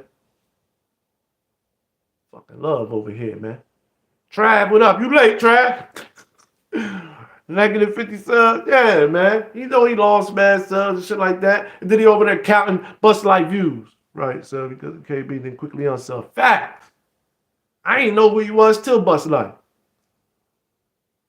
And that's what he got now. That's why he keep trying to go so hard. Cause like that's a fact. That's true. He's trying to get all Tommy channel down. Tommy, he like, man, I'm trying to snatch all. I'm gonna keep going at Bus Life. Fucking that. I'm gonna keep going at Bus Life because I'm gonna try to snatch up all his subscribers. So I can get all them subscribers. I want all that evilness over here. Booty Bandit in Cuba. Wherever he at, he can stay there. Wherever he at, let him stay. Let him stay. Where he at? He want all Tommy supporters to come to him. Let me just keep drilling it, disrespecting him, disrespecting his deceased mother, because that's what Tommy was doing. That's what Tommy was doing. Let me be as disrespectful as I could be towards him and his mother. That way I can get all that Tommy support over here. I can get all Tommy subs over here. That's what he's doing. And that's why I'm like, yo, it's not going to stop on his side. He got it, the Shaq one-on-one. Right. Man, he played in the era where it was some dogs, man. We left that out. Right, you're feeling yourself close to and fast as a female crush. I hear yourself the biggest enemy. Right? It's just, that's crazy. He talked that shit about John Google. He talked all this shit. And he's confusing me with even when he was snitching to YouTube, when he was writing his paragraph, snitching to YouTube on Bus Life about flagging his videos and his channels and shit, he put on there, I'm being bullied and name called or something by an NBA All-Star, the #1 draft pick, NBA All-Star. That's what he said. He called him a fucking All-Star. Out of all the names he called him, from a bus to he's washed up, them kids don't know him, and when it's convenient, that's when he calls him the #1, when he wants to attract himself to him and get in the algorithms. You know what I'm saying? The #1 draft pick, Kwame Brown, is talking to me. Like, he must have put that out there like, oh, you know what I'm saying? Yeah, he made death threats. That's true, man. He got that video on private, I see. And like who does that? Now you're telling on him, right? Like, he played in the era of some dogs. Canali.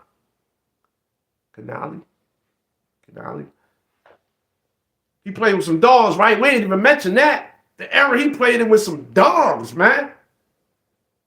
Come on now. The game was different then. You put a motherfucker on their back. That's just a common foul. Get up and play.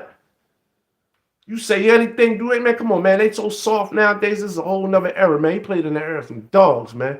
But it was funny that when he's snitching on Bus Life in his YouTube paragraph, flagging his videos, he said, I'm being harassed by the NBA All-Star, a #1 draft pick NBA All-Star. I said, what year was that? What year did motherfucking Bus Life make the All-Star team? I must have missed that year. Let me know so I can go back and watch that game. What year did he make the All-Star team, y'all? Y'all know? You already know who winning the ring. Answering a rhetorical question. Not everybody do StreamYard. Y'all do StreamYard. And why you over here anyway? Thanks for the look. Thanks for the comment, but I don't fuck with you, dog. Dr. Walter, I don't fuck with you. Respectfully.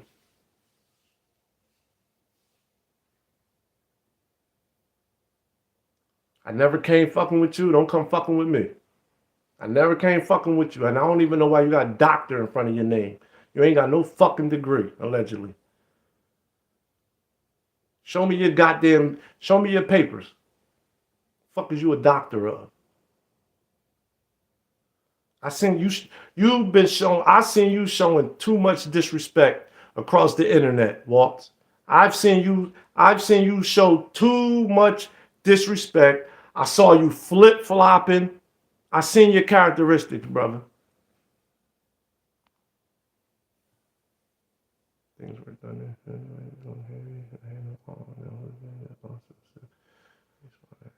Yeah, I seen.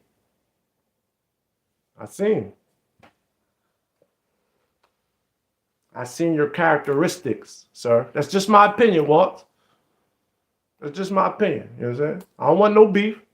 It's just my opinion. You showed me behavior that I just don't rock with. That's all. But I respect you wanting to I respect you wanting to StreamYard, I guess, but I don't know what you want to talk about because you can't stick up for a man, Chain Gang. You can't stick up for a man with them characteristics. So I don't know what you want to talk about. Peace. Have a good one, man. Wish you the best, brother.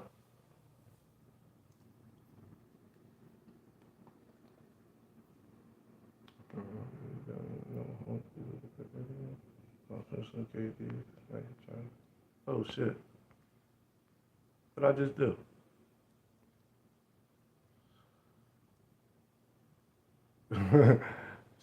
Yeah, he ain't gonna stop, man.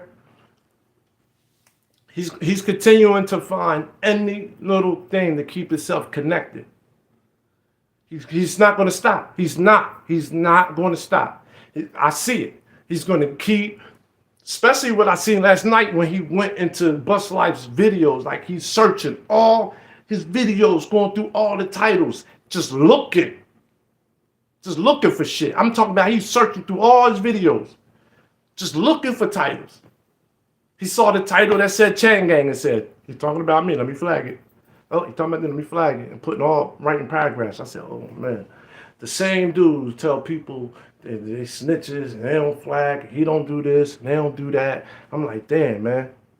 It's a senior citizen doing this shit, man.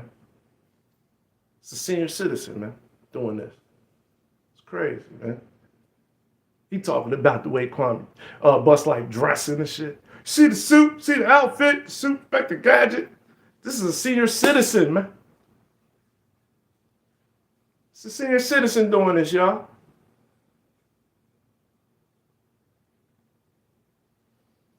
And they so disrespectful. We just want to know why most of us, we the people, right? We just want to know why they so disrespectful with it, though. Why they so disrespectful? Why they take it so personal? And they don't say shit. They don't say shit about that. I don't see, like I said before, I don't see none of these brothers in their chats confronting them about the crazy shit they done said, knowing they probably got family members who suffer from lupus. I ain't seen none of them brothers, none of them black, brown brothers say, yo, man, Yo, man, I got an auntie, man. I got a cousin, somebody, man, that's suffering from lupus, brother. I don't respect that, man. Damn, man, you know Bus Life, you know his mother's deceased, man, right? You know his mother's deceased, right? Why you keep showing that drop, man, and calling his mother a prostitute? His mother's deceased. And y'all over there cheering. They over there cheering for that, though. But then they want to talk and have an argument with some. They want to come over here and ask for a StreamYard. What do we got to talk about, Dr. Waltz? Even if I had StreamYard, I wouldn't stream up y'all with you. Anyway, because what we going to talk about? What we going to do? Debate the same shit? Argue? I'm not doing that. You can't stick up for a man. What are you going to say to me? Obviously, you know who I'm talking about. So if you want to StreamYard with me, you want to talk about the dude that I'm talking about, right? Because we have nothing in common. I'm not subscribed to you. I don't want you. I seen you go across the internet flip-flopping, trying to get in where you fit in. And when you seen that didn't work, you came at the motherfucker that you couldn't get in where you fit in at. I've seen you, man. It's a couple names out there that I've seen.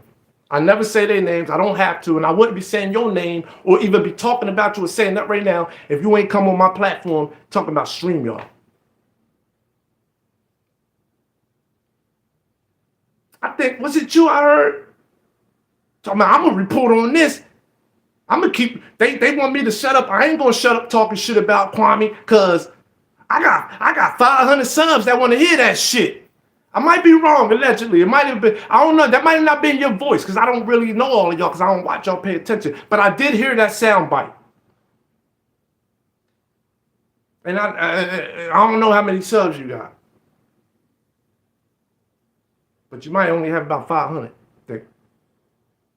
I ain't going to stop talking shit like, what did he do to you? I seen you going around talking shit on Bus Life. What did he do to you? Nothing. What did Chain Gang and them do for you to make you go against and want to ride on that? Because you tried to go against it. You was down with Bus Life. Then you wasn't down with Bus Life. And then you was down with Chain Gang. Then you wasn't down with Chain Gang. Then you got down with this person. Then you wasn't down with this person. Then you tried to get back on this person. They didn't let you get back on the dick. They kicked you off. Then you went back there. And that's just the little snippets I seen. Who I don't even know what else you probably, I don't know your videos and shit like that. So I bet you probably got video. I don't even know though. But you probably got videos over there going in, talking shit.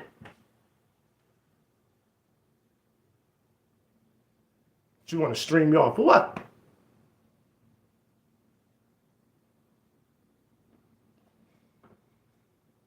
Niggas kill me, man.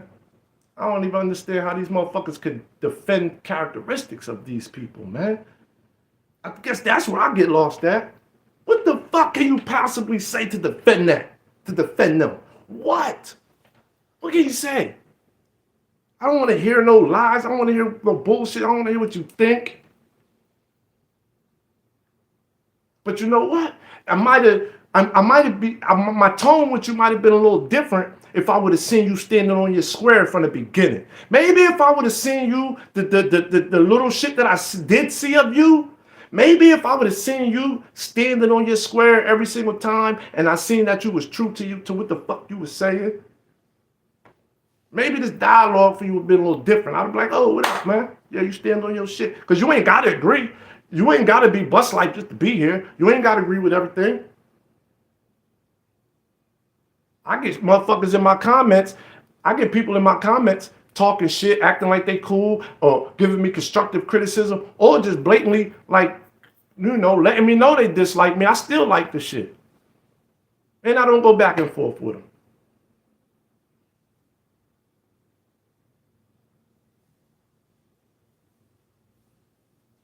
I'm not going to disrespect you. The furthest disrespect I'm going to do is say you ain't a real doctor. That's it. And I know that shouldn't hurt your feelings. That shouldn't hurt your feelings. That's as low as I'm going to go, bro. That's as low as I'm going to go. I'm going to say you ain't a real doctor. That's it. Why the fuck you got doctor in front of your name? We know you ain't no fucking doctor. Oh, you think you Dr. Dre? You ain't no doctor, man. Fuck out of here, man. You know what I'm saying? Allegedly. I might be wrong. I mean, you might be. You might be wrong. You know what I'm saying? No, we can talk about, though. Nothing to talk about over here, brother. I can't talk to them flip-floppers. Flip-flopping weak men that just that's going to say whatever they can say to be accepted. Okay, let me say this because I'm on this channel and I'm over here, so.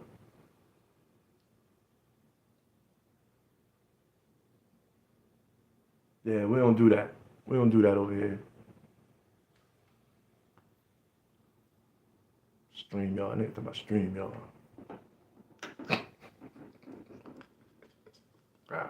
Stream y'all. Yo, I will do StreamYard in the future, but it's gonna be for my peoples. We're gonna be on here building. We're gonna be here kicking it as a family. You know what I'm saying? Building different ideas, throwing different ideas out there to each other, trying to connect and, you know, build with each other and shit. I will do that in the future, though. Yeah, you know what I mean? Drop the link so we could build. Try to do business with each other and all type of shit, man. Give each other some game, drop game on each other and shit, spread the love, drop game to each other. Get that knowledge out, you know what I'm saying? Just to build. You know what I'm saying? Might fucking do a comedy night or something, man.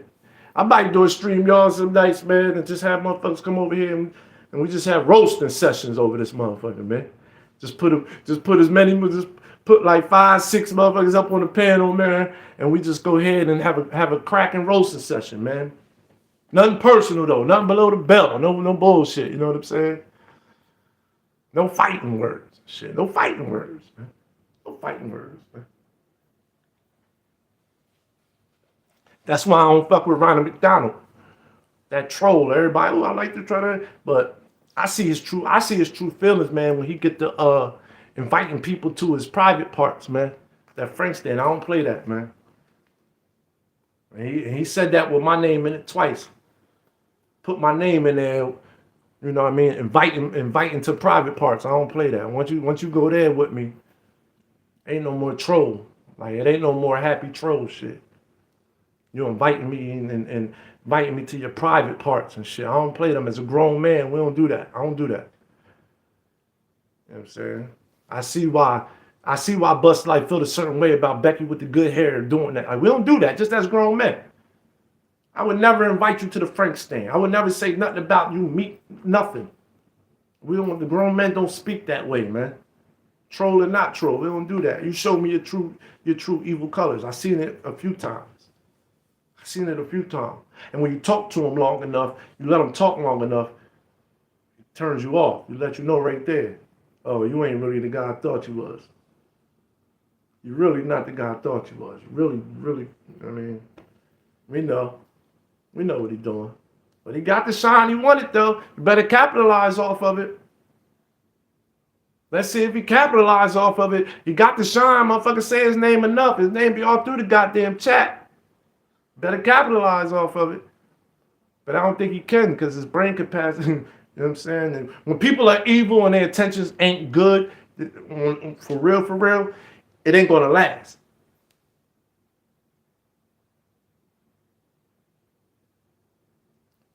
Well, I've been fucking with y'all all morning, huh? Motherfucker still here rocking, about to go 2 hours, boy.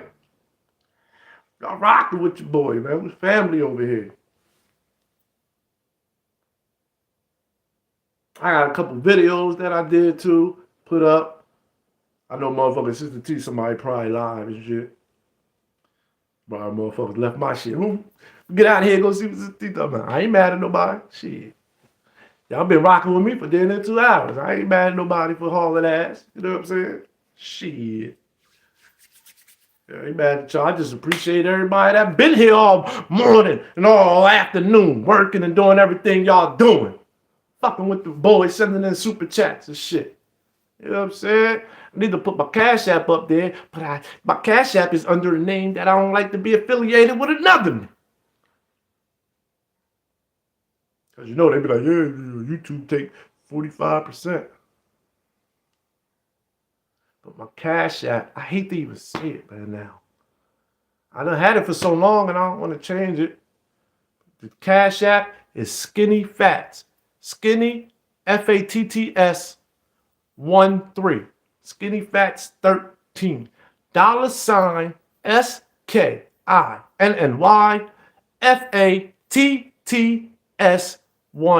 13. I hate to even say that shit, y'all. That's crazy, man. That's crazy. That motherfucker tarnish your damn name without even being the same name. Is that crazy? I'm going to have to change my Cash App name. I wonder if I never even looked into it. You probably could just change it whenever you want, right? The Cash App that you already got, you can change the name to whatever you want. I need to change that shit, man. Even though everybody already been had it as that. Does anything else change? Just the name, all the numbers and count numbers and everything stay the same on the motherfucking Cash App? You change the name? Shit, man. Yo, why my motherfucker? Damn, man. I ain't even see my messages, y'all. What up? Yeah, Skinny Fats 13. I'd rather Cash App than Super Chat. Word. Thank you. You feel like pizza? What the fuck? Yo, why my comments wasn't showing, man? Hey, y'all. What are your thoughts? Shit, man. Fucking motherfucking YouTube now. I can see the damn comments. Hold up. Let me lift my hat up. Got my shit looking like that nigga Tough Love. Tough Love be like this. Yo, Tough Love. Tough Love be like, yo, Tough Love, this ain't no shots, man. I'm just jokes, man. Yo, don't Tough Love be like this. I be like, nigga, even though I'm watching, but before, I'm like, nigga, where your eyebrows at, man? Where your eyebrows? Yo, YouTube, stop playing with me, yo. Yeah, Will. It's Skinny Fats 13. SKINNY FATTS 13. That's the Cash App, y'all. You asked me, do I got what? Do I take MoneyGram? What, you gonna make me go to the store, CVS and shit? You joking, man. Travis funny as hell, man. He say he take MoneyGram. You gotta get a motherfucking information and everything from MoneyGram. What you trying to do, man? You trying to get my name and my birth date and all that shit, nigga? You think you slick? Don't you gotta get that information up? Don't you gotta give that information up with MoneyGram? You trying to be a slick little bastard? No, we don't do MoneyGram no more. I don't know where money. No, I've been just lying. Shit. I don't know where no MoneyGram at around here. I got Cash App. My email, I got PayPal, but I don't fuck with PayPal, y'all. I had somebody send me PayPal like a while ago, like a year, and it's still sitting there, I believe. I don't even know how to get to the motherfucker. I ain't know how to get to the PayPal. But I went in my email, and I seen somebody had sent me a PayPal to my email, and I'm like, shit, how can I get this money out? What card is connected to this motherfucker? How can I get this goddamn money out? He said, you comedy, bro. Drake always do it. Yo, my motherfucking comments had disappeared and nothing was popping up. I'm like, damn, motherfucker, just stop talking to me, I guess. I said, I see a couple people still here, but I guess they like, nigga, we talked enough, nigga. My thumbs hurt. Cheesy pizza. How you be, brother? Your thoughts? I'm doing good, sister. Thank you for asking. How you doing? You know I be watching you, leaving comments on your shit. Watching you. I see you and your mom, man. That's a good look, man. Tell your mom I said hi and much love, man. You look like your mom, too. Tell her I said hi and much love, man. Nice little chat y'all have and shit. Y'all seem like y'all got a great relationship together. Like a great, communication, friendship. Remind me of my mom. Like I said, my mom didn't raise me. She was there, but she didn't raise me. She was missing a lot during my life and shit like that, but she always came back and shit like that. But me and my mom cool as shit. You know what I mean? Like friends, like, you know what I'm saying? Kick it. I talk to my mom about anything. Like my mom is literally like one of my homies. Like literally, y'all. My mom is like a homie to me. And I still respect her like a mother though. Don't get it fucked up. Don't get it fucked up. Just because my mom, you know, is more of a friend to me. My mom is only 19 years older than me, even though that's enough. You know, that's old enough, but she was 19 when she had me. But you know what I'm saying? Even though we more like friends, I still respect her as a mother, just like anybody else. Just as if she raised me or whatever. Good energy, Draco. Good look, you on your other page now, huh? You must be on one. You on your other page on Sister T live, somebody else live, and you on one joint on my shit. I can fuck with it, man. Give the support out when you can, man. But yeah, your thoughts. I had got that vibe from you and your mom. You know what I'm saying? Word. I got that vibe. You know what I'm saying? I got that vibe from y'all. That y'all like real cool and shit. Y'all be kicking it, laughing sometimes. Sometimes y'all motherfucking, sometimes me and my mom, we be joking and kicking it. I'm talking about we get into a laugh where fucking we crying, tears is coming up, we bent over, we can't even look at each other, because as soon as we look at each other, we gonna start laughing again. You ever get one of them laughs? Where you can't even look at the motherfucker no more because whatever happened was so goddamn funny that now you can't even look at a motherfucker. Like, stop looking at me, stop, because your stomach hurting and shit, your fucking ribs is fucking hurting. Like, you done laugh so hard that it's hurting. Bitch, you don't even want to laugh no more. You like, stop, don't even look at it. Yo, me and my mom been getting to some laughs like that, yo. For real. Right. Sweet Joy, mother. I look just like my mom. My mom's twin. I mean, y'all, identical, dog. Just a male and female. I'm telling you. I will show you some pictures. Me and my mom are twins. Twins.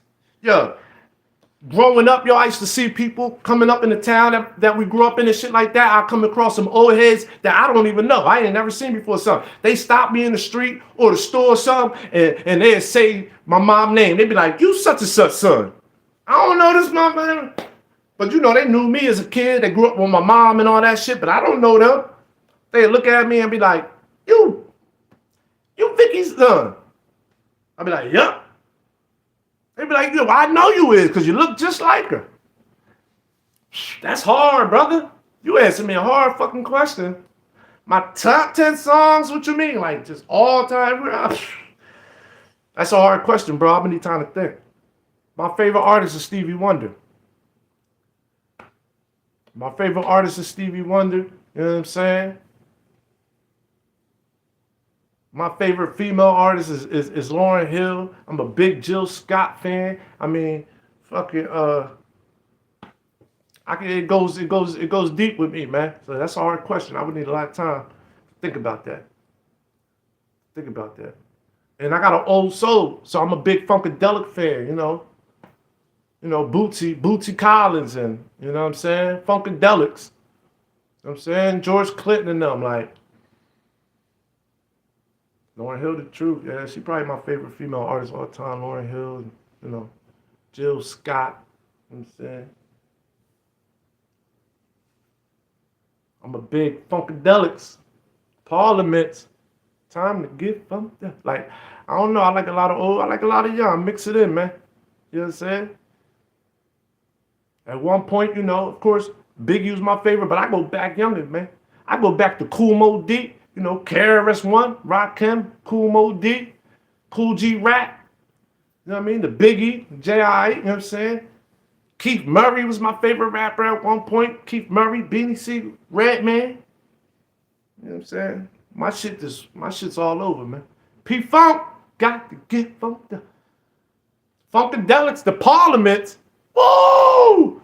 Bootsy Collins and them boy, man, I'm telling you. I felt like, man, I felt like that's the years back then. That's the era I should have been in. That's the era I should have been in, man. Them boys, they some bad boys back in the day, man. I love that shit. All them live instruments and shit. When I was growing up as a kid, every fucking Christmas, I asked for an instrument, man. Every Christmas, I wanted a different instrument. I done had everything. I want a guitar. I want a electric guitar. I want an acoustic guitar. I want a piano. I want an organ. I want a fucking drum set. I want a fucking harmonica. I want a fucking trumpet. I wanted a saxophone. I had like half of that shit.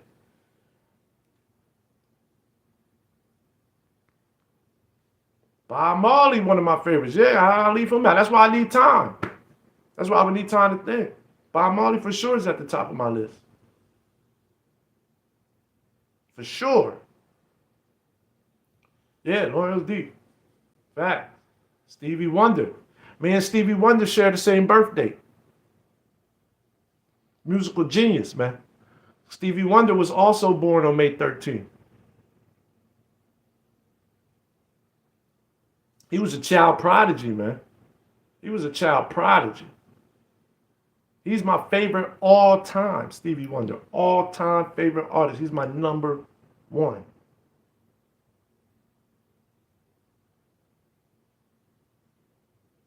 You know how music run deep through our souls, boy. I wanted every goddamn instrument I can put my hands on. Until after my grandma found out, like, I'm definitely a tourist. Until after my grandma found out, like, boy, you ain't even studying long enough on one instrument, motherfucker. It stopped at the trumpet. Once I tried to get the trumpet, she said, no. You done had 8 pianos, 2 different drum sets, harmonicas, 8 different guitars. No, you ain't stick to one thing yet. But all I do is hear you run around singing songs in that goddamn microphone. I used to have this Michael Jackson microphone, boy. I used to have this little tape recorder deck where you could record yourself in that motherfucker. Music, what? I used to have a microphone. I used to be rapping, y'all. Dig this. My grandmom didn't know what rap. Obviously, she's older, so she don't know what rap is, right? So I used to be in the house rapping all the time. So she didn't know what rapping was, y'all. So she would ask me, like, what are you doing? Like, what's that bam? So I used to just be like, yo, I'm singing, grandma. We call my grandma grandma. Growing up, my friends used to crack on our slang like grandma. Who's grandma? So we just grew up calling her grandma. So I used to be like, grandma, I'm singing because I didn't want to say rapping because I knew she didn't know what the fuck rapping was. So I used to be like, no, I'm singing a song. And my grandma would be like, well, what type of singing is that? She used to be like, well, what fucking type of singing is that? She used to be like, you call that singing? Yo, I used to be like, damn, my grandma cold. She cold. She used to be like, you call that singing? It was funny, y'all. Like later on as we got like a little older, like, I told her rapping, you know what I'm saying? And then I explained to her what rap was and rapping because she heard me on the tape, right? And she said, that sound good. We in the house, I'm playing some of my music for my family, my brothers or whatever, some shit at the time. And she was like, that sound good. She was like, who's that on the radio? That sound good. She seen us all crowded around, my brothers, everybody. So she figured it was one of us, whatever. So she's like, who's that sounding like? It's me. She's like, that's you. She's like, well, you sound good, boy. And I'm like, yeah, that's me rapping or whatever. All the time you ask me. And she told me straight up. She was like, well, boy, why didn't you tell me that's what you was doing the whole time? Like, you got me thinking you this horrible motherfucking singer. And you ain't singing. She like, you couldn't explain that shit to me back then. I would have got, my grandma, she was smart. She was on point. She like, motherfucker, you could have told me that shit then. Then I wouldn't have been clowning your ass. She's like, I thought you was just a horrible singer. She like, you could have been told me that, boy. She like, well, that shit you doing right there sound good. But yeah, man, that was funny. I'm like, damn, I could have just told my grandma I was rapping, told her it was. She wouldn't think I was this horrible goddamn singer. She used to crack me up with that. You call that singing? She used to say that shit to me. You call that singing? She was like, who you talking to now? That's what she used to say. Who you talking to now? Like, I ain't talking to nobody. I'm singing a song. You call that singing? That was her favorite shit. You call that singing? Like, no, I wasn't singing though. I was not singing. I was rapping. It's two different things. So I see why you thought my singing was so fucking horrible. Cause she like, yo, your uncle could hold a tune. My mom used to be able to hold a tune because she said, I think I can rap too. Go ahead now. Cause we do in the other side of my family, and even on my grandma's side, we do have some singers. We do got some singers. My grandma nephew actually, he can blow. He had a record deal. He could sing his ass off. But my mom used to be able to hold a little tune. Alcohol took her voice. My uncle used to sing in the church choir. He could sing too. His favorite. Oh, I forgot about Luther Vandross in there. My uncle, he loved him some motherfucking Luther Vandross. That was his favorite artist. He loved everything, but he had every goddamn, he thought he was Luther. My uncle he thought he was Luther. You walk in his house, you hear Luther 24 fucking. Yo, Luther's that dude. I forgot. I'm talking about Big Luther too. Not little Luther, Big Luther. Oh, Luther was that dude, boy. Rest in peace, my uncle too. Because every time I hear Luther Vandross, I think of my uncle because that was his dude, man. When I'm talking about that was his dude, yo, that was his dude. Like everything Luther. Everything Luther. When you gonna drop a rap, yo? Check it out. Y'all don't want to hear me rap, man. I'll play some music for y'all, man. Go on my SoundCloud, Skinny Fats on SoundCloud. I think it's Skinny Fats 13 on SoundCloud. Skinny Fats or Skinny Fats 13 on SoundCloud. Go there, a bunch of old ass music on there. I wrote and everything. I do got some raps for y'all. I can rap though, but yeah, man, my uncle was a Luther, boy. Luther was that. Telling you. But so my grandma was like, damn, we do got people in the family that can hold a little tune. So she was like, damn, that skipped your ass, huh? But we can't sing for shit. I can't sing. Luther last singing in the group change. Yeah. You know, it's funny because a lot of them came from groups. My grandma be like, Mom, yeah. My uncle sang in the church, man. He was the only one that really went to church faithful like that. We only went because we had to go. Like, for real. Once I got old enough and then my grandma said, you ain't got to go to goddamn church no more, we stopped going. A lot of them came from church too. They did. A lot of the great singers come from church and groups. They all come from church and groups. Most of them. Majority of them. Even the ones that became, solos and different things like that, they all came from groups and all came from church. A lot of them came from church, be singing the freakiest motherfucking songs too. Y'all remember that one group that What's-Her-Name wrote for? Keith Sweat pulled them motherfuckers. They pulled them motherfuckers straight out the church. Pulled them motherfuckers straight out the church. They was singing about love making straight out the church. Exactly. I said, I'm watching football back in these dudes. Right.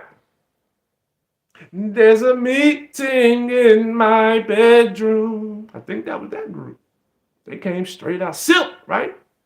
They came straight out the church. Yeah, my grandma could cook.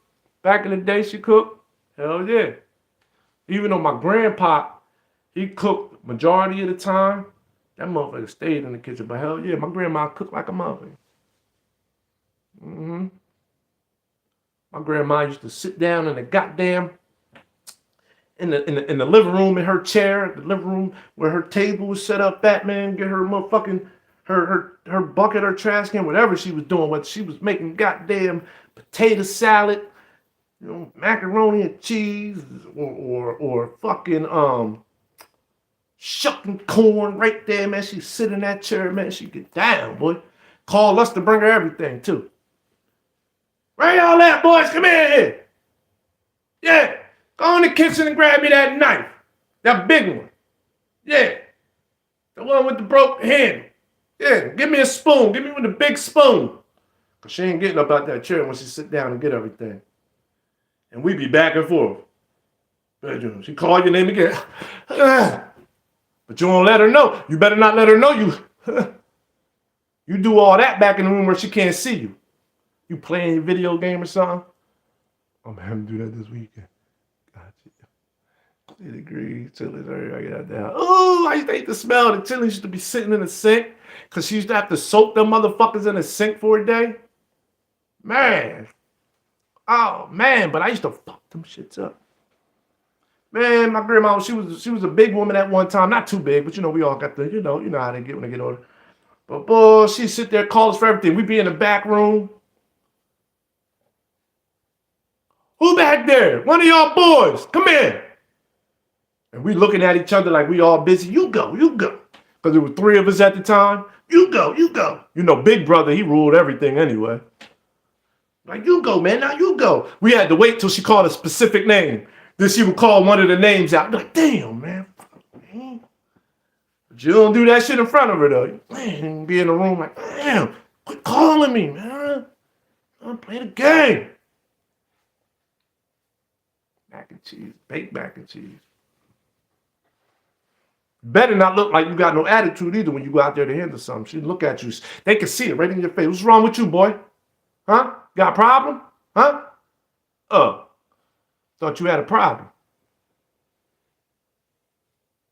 Let's get you running real quick. Fuck around and get too much of an attitude, you can be sitting there helping.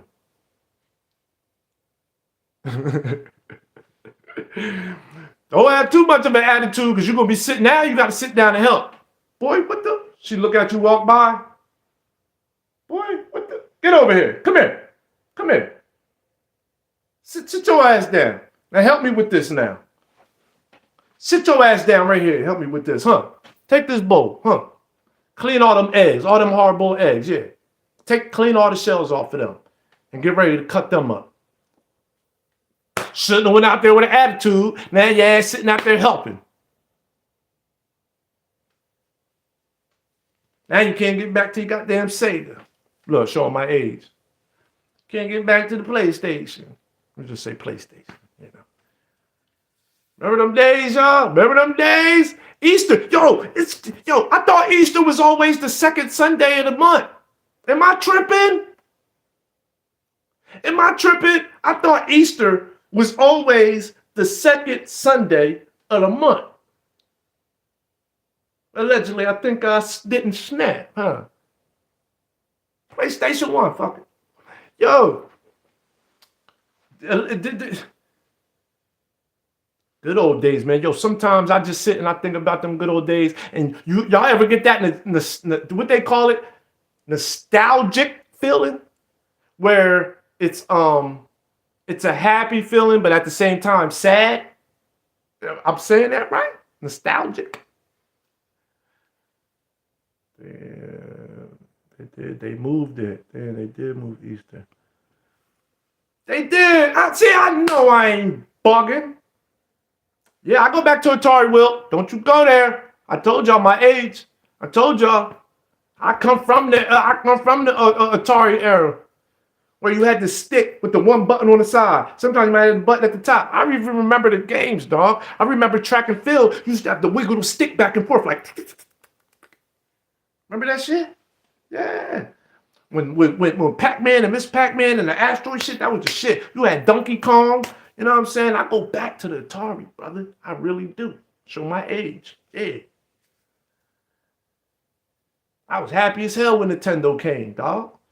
Nintendo came and you had that joystick. You had A, B button. Man, shit, man. Look. What you talking about? Yo, I love eggnog, dog. Pole position was the shit. Pole position and Tetris. Pole position was the shit, dog. Pole position. Boop, boop, boop. You remember that? Ain't that how the race start? Am I tripping? Will? Who's that? Will? Pole position? Did pole position start like that? Beep, beep. Oh, that was the light went off, right? Was that the red light, green light, yellow? Beep, beep, beep. Tetris was fire. We used to sit on that joint all day and try to break records and break each other records on that shit. Donkey Kong with the shit too. Oh man, Paperboy. Draco. Paperboy. Paperboy. Remember the dog used to come out and chase you and shit? Oh, Super Mario, that was the classic though. Mario Brothers was the classic, and Duck Hunt. It was called Paperboy. It was called Paperboy, Draco. Well, we all know Super Mario. Fuck Super Mario Brothers. Just Mario Brothers and Duck Hunt. Remember the gun? Mario Brothers was the shit. Contra though. Mario Brothers. Remember Contra on Nintendo? A select start. Remember that? Remember that? You get 1,000 men on Contra. A B select start. That was the code you did as the game was coming on. You put the code in real quick on Nintendo on Contra so you get a whole bunch of men. Come on now. Come on now. Akari Warriors or Ikari Warriors. Paperboy was that shit though. Yeah, man. Street Fighter, Mortal Kombat, all that. Y'all remember the Ninja Turtle joint? I was never a fan of Super Nintendo. I never bought the Super Nintendo. My friends had the Super Nintendo. Me and my brothers, we was never a fan of it. I don't know. That just was us. We was never a fan of the Super Nintendo, and we was never a fan of Dreamcast. We never was a fan of GameCube. Like, we just never had them systems. We just never had them systems. We had all the main joints. Atari, Nintendo, Sega, PlayStation. Remember the Ninja Turtle games? Oh, my goodness. Yeah, but Street Fighter and Mortal Kombat was the shit. We used to play that at the arcade game in a pizza joint. And I had my one bully, rest in peace, man. He whipped everybody's ass, man. He was nice in all the fucking video games, man. He used to play Zelda all day. I hated that fucking game, Zelda. I didn't even know what, I never learned how to play Zelda. We had that fucking Nintendo game all our lives. People played it. I never understood fucking Zelda, and I hated it. That might be my most hated game. I used to try to play the shit and I never knew what to do. I'm talking about 5 years playing. I still never knew what the fuck to do. I would just run around looking stupid. I never knew what to do. Yeah, I didn't like Zelda. You say you play Zelda, Kang? I just never, even till today, we always had Zelda. My boy plays it. I just never, every time I played it, I'm talking about for years, I'd be like, what am I doing? Just running around. Let me get off here. Take that shit out. Tecmo Bowl. What are y'all doing? How the fuck we forget about that? Salute, Draco. How we forget about Tecmo Bowl? Tecmo Bowl was the classic. I remember 1st and 10. But Tecmo Bowl, Double Dribble. Yo, they were some racist motherfuckers back then too, man. They was some racist motherfuckers back then too, allegedly, YouTube. I'm just saying that. But I don't know if you could say like racist, but yo, remember Tecmo Bowl when you scored with the black player, Bo Jackson, Marcus Allen, any black person, you jump in the air to slap 5 and the hand turned white, the dude turned white? You be like, yo, Bo Jackson ain't white. They jump up in the air to slap hands. And it'd be 2 white dudes. Remember Double Dribble? Double Dribble was the same way. You was black until you got the ball. As soon as you got the ball to shoot, you white. You go up to dunk, you turn white. I was like, oh, damn. What the fuck? 49ers and everything. Remember them teams back in the day? They had Roger Craig and Tom Rathman. You had Bo Jackson and Marcus Allen on the same team. You had Matt from Cleveland. You had Dave Meggett from the Giants. Back then, I remember, man, yo. But do y'all ever get that nostalgic feeling? Do y'all get that feeling where y'all happy, y'all reminiscing about the good old days when everybody was fucking alive in your family and shit? You know what I mean? Everybody was alive, and it's like, holidays or whatever it is, you just remember certain times, and you get that happy feeling, like, damn, man, that was the good old days. But then at the same time, it gets sad. You're like, that shit crazy, ain't it? Ain't that shit crazy? You happy, but you sad at the same fucking time. That feeling, right? Okay, that shit crazy, man. Because sometimes I reminisce and I like it, but then sometimes I stop myself because I start getting sad. Like, damn, man, because everybody was, certain people in your life, everybody was alive then when you think about certain shit. Because we lost so many people throughout these years, man. And just think about people that's older than us or our age. Think about all the errors we seen, yo. Think about all the shit we seen. So many people we lost and we still here. That's why I thank God so much, because it's like, yo, why me? Why you still choosing me? I'm not the motherfucking best person on earth. I'm not the most perfect motherfucker. Like, ain't none of us are, but it's like, yo, you choosing me to get through life, pretty well. I just thank them all the time. Like, man. Even what we was talking about earlier, like age and how we look. Sometimes I come across people that's younger than me and people that's the same age as me, and I'm looking at them and they look so much older. They look crazy, like, many times we could have went down, right? I ain't gonna front y'all. Like back in the day when I was old enough to start drinking in my early 20s and 20s and shit, and our whole crew, we was alcoholics. We would drink every day, sun up, sun down. We was proud of it. We was proud to be called the alcoholics. Other people wanted to hang with us because we drank so much and had a good time though. So like, but I stopped drinking, 2008. 2008, I stopped drinking. And I'm gonna tell y'all like this, that was the best thing I ever did in my life. When I stopped drinking, it put so much life back in my life. Straight up. Because I was looking my age back then and older. And it was from the alcohol and shit. And everything else I was doing. Even though I wasn't doing nothing, but, still smoking weed, drinking alcohol and shit, taking ecstasy. Boy, I used to be on that ecstasy, though. I ain't gonna lie to y'all. We used to take E-pills, yo. What? If we was going out to a concert, going out to the club some weekends, man, we go cop an E-pill, $20. Allegedly, it's learning purposes, YouTube, I don't know what you say on that. We used to, E-pills was a 20, get you a triple stack for $20. Woo! But when I was 25, drinking alcohol every day, I was looking 25. Drinking alcohol, I probably was looking 27. You know what I'm saying? When I was 23, I looked 25. When I was 25, I looked 27. I wasn't looking bad, but I was looking my age and old enough, you know what I'm saying?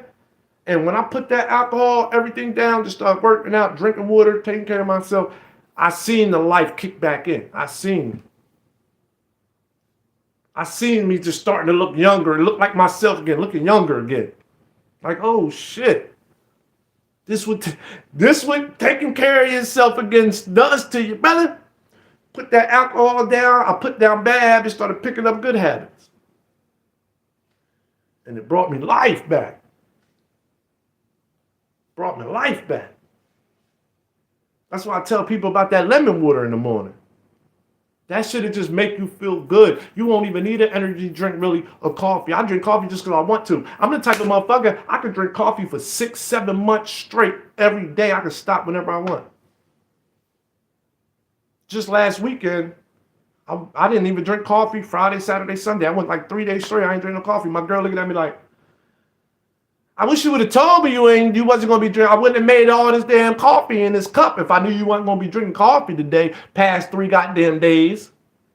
She had to come ask me, like, are you drinking coffee today, motherfucker? Because I can stop any day. Some people can't. Some people get a headache. She get a headache if she don't have coffee. I drink that cup of lemon water every day. Hey, YouTube, what you doing, man? Knocking my shit out, reconnecting shit. Lemon water and apple cider vinegar. I got apple cider vinegar in there and shit. I use it to cook with. All the time, huh? Yo, that shit put life in you. And you'll feel it regenerate your life like after a week of drinking that shit. Every morning, you'll be like, hold up. Your energy levels just get up. You start feeling better. You know what I'm saying? Like, oh, start making your skin look better. Start making you feel better. You're like, oh, shit. All from lemon water. That's it. Every morning. And just drink it once. Just when you wake up. That's it. A little cup. Don't need to be a lot. Just drink that, then go about your day. Drink whatever else you want to do after that. It'll change you. Helps me out. Tell you that much. Heard. See how motherfuckers be dropping jewels and sharing knowledge and shit like that? They be mad because we don't be doom and gloom the whole time. Yo, I be thinking to myself, like, yo, the subscribers and them over there, like, y'all doom and gloom the whole time. Y'all don't get tired of hearing that doom and gloom the whole fucking time he talking, smoking and shit, looking crazy. Eyes be doing certain shit and all that shit. Like, y'all don't get tired of that shit. The whole time, just downing and downing and downing the man. The whole time. The whole time. And they sit there and watch that, pay for that shit. Nigga be begging for cash apps and shit. Yo, man, hit that cash app, man. Who that? Yo, hit that cash app, man. Yeah. Become a member, man, so you can become a part of the illest chat, where all we do is lie and talk shit about Bus Life. If you want to lie and talk shit and hear jokes about Bus Life only, and a couple of them crime mites over there, hit that motherfucking membership, man, so you can chat with us, man. Because you got to pay to chat with me, man. Because all we going to do is talk about him anyway. You understand? That's all. Like, yo, y'all paying for that? But I always told them my business. You know what I'm saying? When it come to people, what they do with their money and how they spend it and who they give it to, I was always told to mind my fucking business. I'm going to continue to do that, but I'm just asking the question to his subscribers. Like, hey, y'all pay for that, man? Thank you, brother. And just think, I got a B-Day coming up in less than a month, so I'm about to be a fucking year older. This shit don't slow down, do it. Yo, the older you get, that shit be like, you be like, God damn, slow down. Another year coming up, old motherfucker. Like, remember back in the day we used to look for birthdays and shit? NBA Live 95, that was like one of the first lives right there. NBA Lives right there. That was like probably like the first year. No, NBA Live probably came out a couple years for that. That was like one of the first joints right there. NBA Live was classic, dog. I ain't gonna front. I like the Live better than the 2K, but now they switched it and they made it all, you know what I mean? But because remember, Live, the controls was different. NBA Live, I used to like NBA Live better than 2K. For real.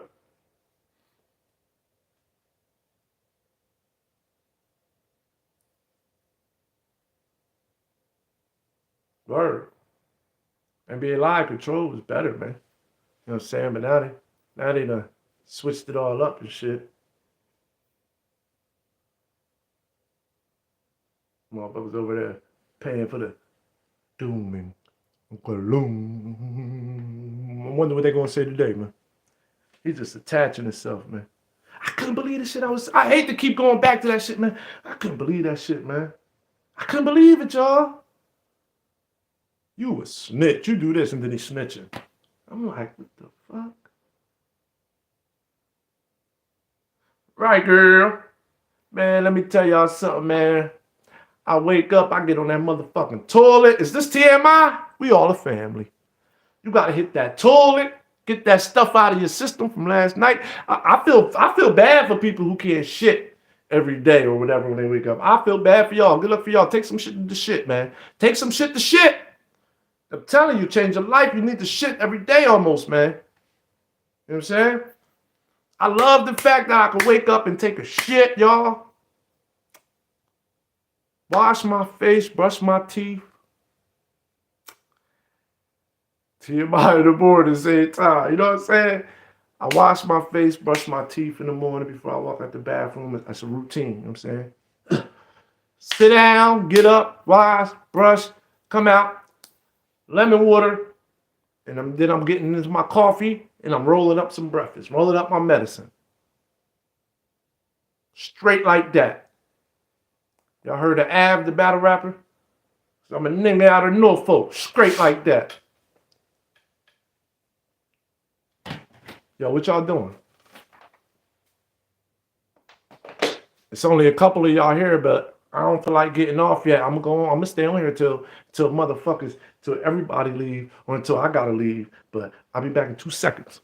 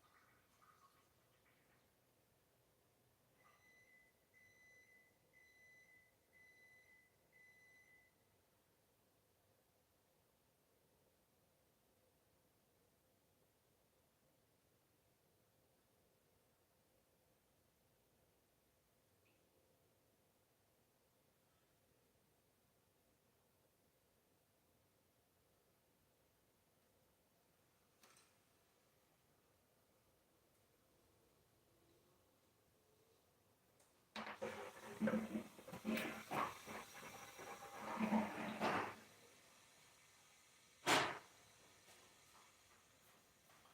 I don't wanna go unless you make me. Everybody left. Oh shit, Johnny Lee. Here he go with the goddamn booty bandit shit. Booty bandit shit too bad. Shit. And we think I'm gonna do this shit today. The grumpy. What up, y'all? Salute, y'all. I wanted to stay on here today for as long as I could and kick it with y'all until I got to go out in the real world and real life. So this morning, I made sure I put something in my stomach, got my shit together and everything so I could be on here. Everybody else be on here for mad hours and everything, man. We on here like a family, just kicking it, y'all. I ain't got shit else to do. If y'all ain't got nothing to do, even if y'all can do the shit and kick it with me, I appreciate that. And I had to re-up on my lighter, man. My lighter ran out. Y'all, I'm telling you, I'm about to start. Yo, the more love I get, I see why people invest and give back and shit. Y'all showing me love, man. I love y'all. I'm going to continue to be myself, and I'm going to invest, yo. Gotta go see my grandma now. That's what's up. That's what's up, man. Give grandma extra love for me, man. You know, my grandma passed away in 2012, March 13th.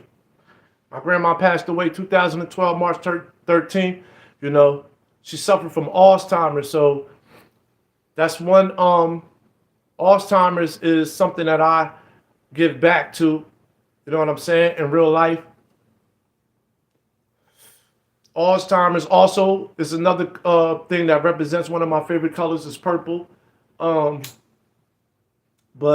that's one thing that I give my time to in real life.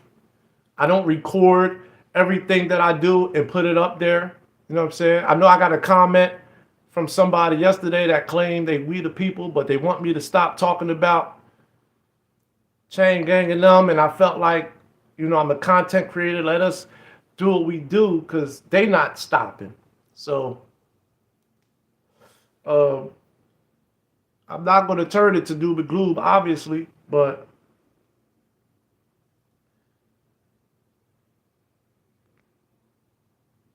I feel like we need to keep making the content and keep, you know, kicking draws in the ass for we the people. You know what I'm saying? And you know what, though? I'm going to show y'all some shit, though.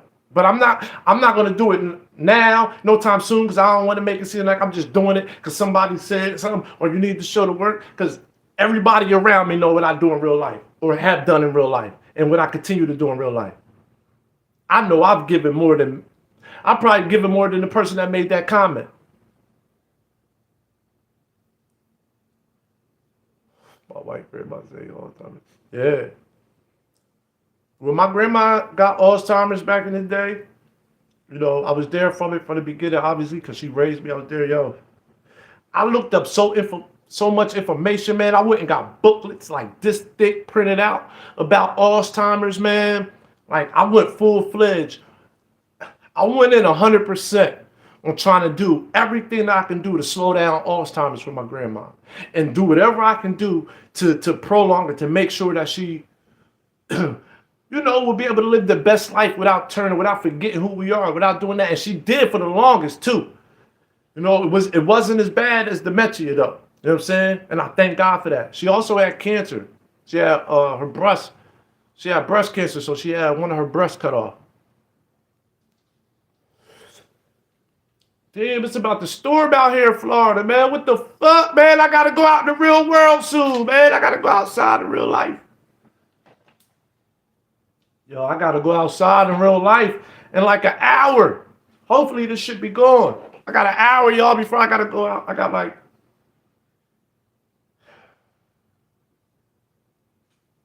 Fuck, I got longer than an hour, right? No, yeah, it's 1 o'clock. So I got an hour. So hopefully I'm in Florida, y'all. It just got dark as a motherfucker. The wind blowing like a goddamn tornado. It is getting dark. I wonder why I started getting darker here. I said, is it getting dark because I'm talking about the doom and gloom? So it's getting doom and gloom in here? No! It's fucking outside, man. Damn, I hope this shit go away. See, I don't watch the news. I don't even know what the fucking weather's supposed to be like.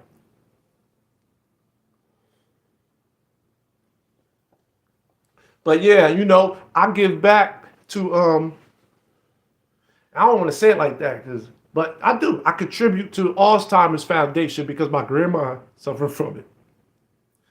Just just recently, I was talking to my peoples about trying to find out to go. You know, I want to go on walks in marches when they have like Alzheimer's walks and marches and shit like that. I want to go do it. It's fantastic. Yeah, I always wanted to visit Seattle because you know I'm a weed smoker. I'm a weed smoker, so I always wanted to visit Seattle. A couple years ago, I had planned a trip. I was planning a trip to come to, I believe it was Seattle for the big hemp fest and shit they be having. You know, I'm a marijuana connoisseur. I want to get in the business for real, legally in the business, man. I don't care if I got to start from being a janitor, man, and work my way up in the game. But yeah, I think in the future, you know, snakes. Well, down here, I stay away from them. I got a fucking rat snake. I got a fucking rat snake in my backyard. He came back. I got rid of his dumb ass. And he came back. These motherfuckers out here telling me, oh, it's harmless. It's a rat snake. This one motherfucker said, I got a rat snake for a pet. I said, well, come take this motherfucker then. He's like, oh, nah, you gotta pay to come get it, man. I put down mothballs and gasoline. I pour gasoline all around my yard, up against my house. I said, man, don't throw no cigarette out there. I tell my bro, I said, yo, don't throw no cigarette out back my house. My shit gonna go up in flames. Bitch, I done pour gasoline all up against my house where that snake used to be at, all around my yard. They hate the smell of gasoline, y'all. I pour some diesel around my shit.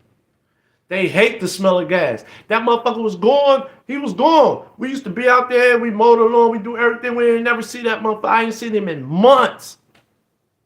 It hurt my heart. I know, right? He's doing this thing. You can't pour too much because I poured a little bit too much that one day we was out there. The motherfucker did. It did feel like a motherfucker got a little lightheaded. I'm like, oh shit, did I pour this? I poured too much this time, man? Like, I think you did, motherfucker. Yo, that one day, I'm like, ooh, that's why he ain't came back. That last time I poured a little bit too much. I put down mothballs because they don't like the smell of mothballs either. So we try to go the cheap way. I seen people get snake away or something. I seen that shit at Walmart. Shit a little expensive, man. You know what I mean? That ain't in my budget right now. But I could afford mothballs and we got gasoline. So I poured down some fucking mothballs. Yeah. Baking soda. Baking soda. I just bought a new thing of baking soda for my refrigerator too. Keep my fridge fresh. Keep the shit in my fridge fresh. But the mothballs work. I put down the mothballs. I put down the gas. And we ain't seen them since last year sometime. Like last summer, last July. And then my dude that come cut my grass, the landscaper dude that come cut my grass, he knocked on my door to get his goddamn payment. He like, got that rat snake back there. Got a rat, but he can't get back to his normal spot, so he on a whole another side where all these fucking rocks these bricks is stacked up on the gate. You know what I mean? And it's the pole, it's got bricks. It's a pole in the middle of cement bricks. A whole bunch of cement bricks got a hole in it.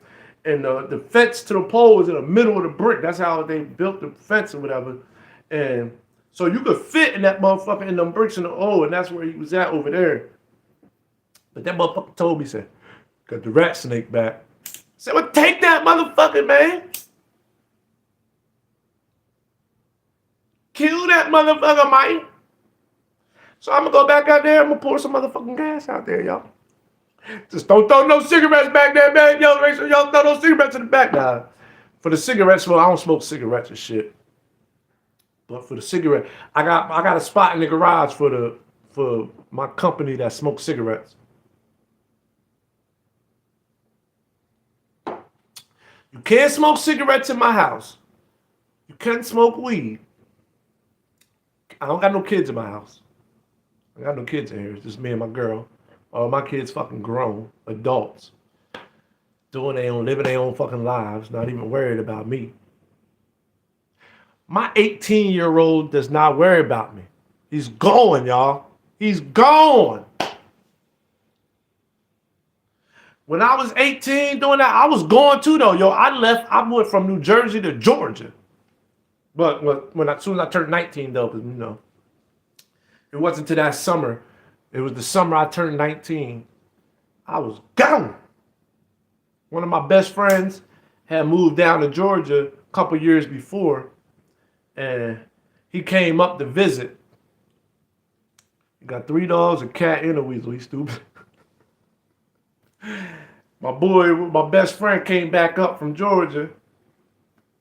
I was mad as hell, man. This is my homeboy from the sandbox. He wait till we become juniors in high school.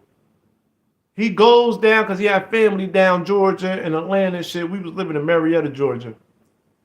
And he left our junior year, man. Summertime of our junior year, we going into our junior year. He goes to Georgia, chill with his family. He meet this old head. This old head chick turned him the fuck out. She young as hell. She was like 24 with 4 kids, man. 5 kids. He ain't had no kids with her. They never had kids together. But we was young because I'm older than him. And so I'm 19, he 19, but I turned 19 first. I'm like a half a year older than him, I guess. Yeah, because my birthday's in May. His birthday's in October. So I'm just a little bit older. So we the same age. He's with a 24-year-old chick with 5 kids, y'all. Already. I said, when the fuck did she start? Fuck did she start having kids? But, motherfucker, my boy said, I ain't coming back. He said, I ain't coming back. I'm going to stay down here, go to school down here. I was mad because he ain't never graduated high school. And we got our diploma. I graduated. He ain't even fucking graduated. Got with this chick and all that. Then he dropped out of school. He ain't even go to school senior year. But I know how to make a long story longer, don't I? Ooh, thunder. And then he came back. I had a good job and everything, y'all. I had a good job. I was hustling. I'm making money. My birthday, I was 18 already. I'm about to be 19. I'm making money with my older brother, doing some things on the side. But we both had the same job. We worked at a warehouse where we was getting good money at this warehouse. We was working at the warehouse and we was doing our thing on the side. Ooh, excuse me. And I had money stacked, for the first time as a youngster. I was doing my thing. I had a girl, which ended up being my first baby mom. I only got 2 baby mamas, 3 kids, 2 baby moms. And my first 2 is by the same woman. My third, which is my boy, is by one woman. I'm done. You know what I'm saying? And so me and her was fucking in love. I didn't even think. I was just so young at the time. I just hard ass on her and shit. What the fuck was I thinking about? But I came back and we ended up getting together and we have 2 beautiful daughters now that's grown. And but I just left with some young bullshit. I'm going with my boy to Georgia. What the fuck was I thinking about? My grandma knew it too. My grandma knew I was going to be back. I only stayed down there for like 4 months, 3.5 months. I didn't stay long, y'all.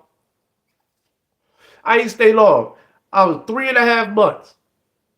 3.5 months I stayed down there. Because it was the living situation. I mean, it was chill. I had my own room, but we was in the hood and shit, like some low-income apartments and shit. And then my boy was leaving me every day. I came down there to be with him. The motherfucker worked every day from like 6 to 5 in the evening. He come home, we drink and smoke, whatever, and chill. But then on the weekends, he like, yeah, we gonna do this. I'm gonna show you the time. Then the weekend come, he can't do nothing because the chick get mad. They had 1 car. He paid for the shit, but the shit in her name. So every time we wanted to do something, she gotta do something with the car. And he trying to set me out with strangers and shit. Didn't try. I went out with some boys that he knew. I don't know these niggas. I'm going to the mall. I'm getting tattoos. I'm going places with they was cool dudes though, but I don't know these dudes. They could have did anything. They could have took me out somewhere and left me. And then I'm like, yo, dude, I ain't come down here to be with these motherfuckers and all that. We ain't doing shit. I'm trying to mix and mingle. You worried about your job. I had bread saved up, but my bread running down. Right, I was too young. And he couldn't get me a job at the time. And then I don't even know if I brought all my paperwork with me to get a job. And I didn't want a job at the time because I was sitting on a couple $1,000. I had a whole bunch of bud that I brought down with me. And we took the bus. I had the bud right in my bag. We had mad blunts rolled up every stop on the way down from Jersey, from Philly to motherfucking, or Jersey, because we took the bus from Jersey all the way to motherfucking Georgia. Every stop we made, we get out, smoke, because we had a motherfucking shit rolled up already. As soon as I ain't gonna lie to y'all, as soon as my bug got low and my money started getting low and the living situation was crazy, I bought me a ticket back home. We still good, 55 plus. No, I hear you. I bought me a ticket to come the fuck back home. And that bus ride was like 19 hours or 23-hour bus ride, dog. From Georgia to Philly to Jersey. And I took that bus ride back home by myself. He was like, yo, I'm coming home too. I'm leaving her. He's like, yo, wait a couple more weeks. I'm like, I can't wait a couple more weeks, man. I'm out, man. I said, I'm out. I ain't had no steady in-house. You know what I'm talking about? I ain't had no in-house. I'm still young. I done left my in-house back in Jersey. I was lucky to get something from somebody the meantime while I was there. I think that's what took over, too. I think my sexual pleasures and my girl missing me and shit. And that was back in the day. This was fucking 99, y'all. Cell phones wasn't popular then. I was going to the fucking payphone, dog. I had to buy a fucking payphone card, a long-distance card, and walk through fucking like a gang hood of niggas that used to be down there selling credit. I got to walk through them to get to the payphone, even though they never fucked with me, though. I gotta get a calling card and use a payphone. I had no cell phone at the time until I came back home. It was funny, when I came back home, that's when the prepaid cell phone started coming out, shit like that. So just think, I was writing letters still. This is 1999. I'm writing letters and calling on payphones. These kids don't even know what a payphone is. Had to buy a long distance calling card. The payphone, what? Remember them days, y'all? Remember them days we used to have to write a letter and use a payphone? You had to go get a bunch of change. Put that motherfucking change in the joint. And you only had a certain amount of time to talk. Good old days, huh? Yeah, but my grandma told me before I left, she said, you moving kind of far. I can't tell you what to do. You grown. You 18. So like, you 18. I can't, you grown. You graduated. You grown. You 18. You know what I mean? 19 now. She said, you can always come back, though. She let me know the door was open. She said, hey, you're going kind of far. She said, but I understand. She said, but door open. You need to come back, come back. Door open. 3.5 months, bitch. I was on that phone calling grandma like, yeah, I'm coming back. I miss y'all. I'm coming back. I came too far. I miss y'all. I miss all of y'all, man. Damn. Payphone, baby. I said, grandma, I miss y'all. She said, baby, I knew you would. Come on home. We right here. I ain't tell nobody I was coming back. Only my grandma knew. I ain't tell my girl. I ain't tell my homeboys. I wanted to make it like I was surprised in the motherfucker. I did surprise them though, but it was funny because they thought I was going to be back a little bit quicker. I said, y'all better, y'all should have more faith than that. They thought I was going to be back in a month. I lasted 3.5. They said, damn, we thought you'd be back before that, man. I said, nah, I kind of wanted to though. I kind of wanted to, motherfuckers. I kind of wanted to. 3.5 months, I was back. Everybody was happy to see me, though. And I was happy to see them, bitch. Oh, man. I said, I ain't leaving home no more. I ain't leaving home no more until I got kicked out, though. Me and my older brother, we got kicked out eventually because, we was doing the stuff on the side. We had a job, but the stuff we was doing on the side got us kicked out of grandma's house. Right. And we had the motor lawn, front and back. Had a nice little yard in the suburbs. Yep. It was like suburb hood. You know what I mean? They as we got older, they started making the roads look nice and everything where I lived at and shit like that. But yeah, I grew up in the neighborhood houses and shit. But it was hood though. Rolling dice, needles, drugs. I'm just like, it was crazy. You either had to sell drugs or you had a wicked jump shot. I grew up in that type of environment. You know what I'm saying? But my grandma was like, y'all grown? Y'all want to sell drugs? And y'all grown? Hit the road, Jack. Don't come back. Yep. Me and my older bro, we hard ass. We went out on our own and we was living. We had an expensive ass motel slash apartment in the back of these motels where they gave to like people that with the welfare and shit housing. They would put them in there. Whole cribs though. We had a 2-bedroom. We had 2 showers. Bathroom with double showers. We had double toilets. Big ass living room, dining room, kitchen. It was a regular apartment and shit. And we paid extra though, cause we ain't go through this. We ain't go through the system welfare. We paid cash. Boy, man. I forget the price of that shit. I know that shit was expensive as a motherfucker, though, boy. That shit was expensive. We was making money, though. We was making money, and we paid it for a little bit. But that's when motherfuckers started getting older. Had the female. I ended up moving and getting a crib with my girl and all that shit. You know what I'm saying? And been on my own ever since. Until everybody moved away. My brothers went to prison. Mine was still in Seattle. I want to go to Seattle. And my younger brother, I forget where he was at. I don't know if he was just running the streets, addicted to drugs, maybe at the time. I don't know if he was in prison or in jail, but he was in and out. My older brother was in prison, going through his shit. Nobody was there. My grandpa, the dude who raised me, he died 2006. So now my grandmom is there at Dolo. Even though I stay around, I stay in the next town over, 10 minutes away, car drive, catch the bus if I wanted to. But so I went there every day, every other day. I would see her all the time. But when she got Alzheimer's, my auntie was like, "Yo, can you?" My auntie lives in Ohio. She like, "Yo," she the breadwinner. She the one with the money. But she like, "Yo, can you move back? Take care of her at least, cause the mortgage is only this much. It ain't nothing but a water bill." You pay basically your whole life coming up. You contribute to the bill because my whole life coming up, I used to get an SSI check, obviously. My grandma took it and used it for what we needed it for. You know what I'm saying? And because my dad died when I was 7. So when my dad died, I started getting a check. Started getting a check in my name when my dad died.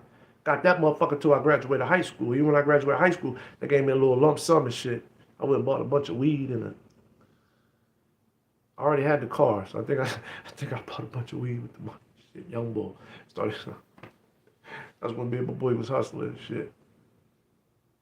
But I ended up moving. My auntie like, "Yo, can you move back?" It was the beginning stages of Alzheimer's. It was in her beginning stages. You know what I'm saying? And my son was 3 years old at the time. Yeah. 2004 he was born, so it was 2006 around down, and I was like that same year. Woo! Woo! Yeah. I got a story for y'all. I ain't got that many people in here right now. Dog. I'm going to tell y'all, don't even go look on my goddamn channel either, because I got to tell this story over. I told this story a while ago, and if a motherfucker tell me, "Hey, it's on your channel already, we seen it," don't go fucking looking for it and listening for it, because I'm going to tell it over. Okay? My younger brother, y'all, we took a flight, because I'm telling you, when my grandma, 2006, my grandpa, the guy who raised me, was with my grandma for his whole life for years, raised my mom and them. He passed away in 2006. We ended up taking a vacation going to Ohio. We all took a plane trip to vacation to my aunt crib in Ohio. And my younger brother got our flight going back home. He got the whole flight shut down. The whole flight, the flight never flew out that night. The airplane could not fly. It never went out. The people that was booked to fly with us that day had to rebook too. We seen them the next day. And my brother couldn't fly home with us. He had to fly. He had to take, my younger brother had to take his own flight home.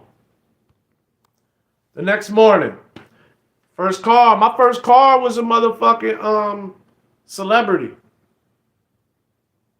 Like an 87 Celebrity. Yep. Or was it the Regal? No, Regal after. I had like an 87 Celebrity. I paid $100 and a free pass for the whole summer to Great Adventures. Because my boy had it, was going to the Army. And nothing was wrong with it. It needed a tune-up. It needed spark plugs. It needed power steering fluid. But he was going to leave for the Army soon. After that summer, he was going to the Army or some shit. I gave him $100 and I had a free pass to Great Adventures for the whole year. For the whole summer. So you can go every day if you want it for the whole summer. I gave him that. He gave me the whip. Yep, a great Celebrity. 87 Celebrity. I missed that car. Did some shit in that car. I lost my license in that car for the first time. Yeah, driving with no insurance. Fictitious tags, no insurance, doing dumb shit as a young boy.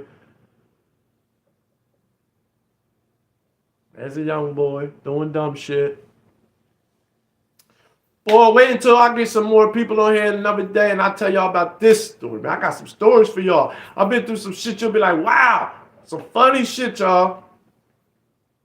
I'm not lying, y'all, some funny shit. When I say my brother got a whole flight shut down, man, I'm telling y'all, man. They took him to a private room where they didn't know if he was going to be alive. They talking about our lives was under surveillance, man. From some higher ups, like the Fed type shit, had our lives under surveillance for like the next month, two after that. Because of some shit that he said, yo. They shut the flight down. They took everybody's bags. They was loading the bottom of the plane up with all our luggage. They took everybody's luggage off. They had to call in the people to come search the planes. Think about that. Shut the whole flight down. Think about that, y'all. Man, look, I guess I'm going to get out of here, man. Peace and love to y'all. Appreciate everybody that came through with the like button, hit the super chat that rock with me. I'm going to see y'all later, man. I'm going to see y'all later. Let's see you on live. I got to go outside in real life. And it's fucking thundering, about to storm, and I got to take my black ass outside in real life. I got to go handle some shit, man. Damn. And as black folk, you know, we always putting shit off. I'll do it tomorrow. Well, I said I was going to do it tomorrow 2 days ago. I got to do it, man. I got to go outside in real life. I always got to go outside in real life, though, every day. Monday through Friday, I go outside in real life. The weekends, sometimes I don't got to go outside in real life. But y'all know I got me a bike. I got me a Can-Am, so sometimes I like to drive that motherfucker. I got a Spider. Y'all know what a 3-wheel Can-Am Spider is? Yeah, I got one of them. I got the Riker. I like to ride that motherfucker sometimes, y'all. That's all. I show a video of me riding that joint. I'm going to take y'all for a ride with me on our next nice date, man. When I go out, I'm going to take y'all for a ride, man. I got to reposition my phone joint so y'all can see the road, though. Peace of love, man. I love y'all, man. Peace of love, man. Like always. 3 hours, man. Peace of love.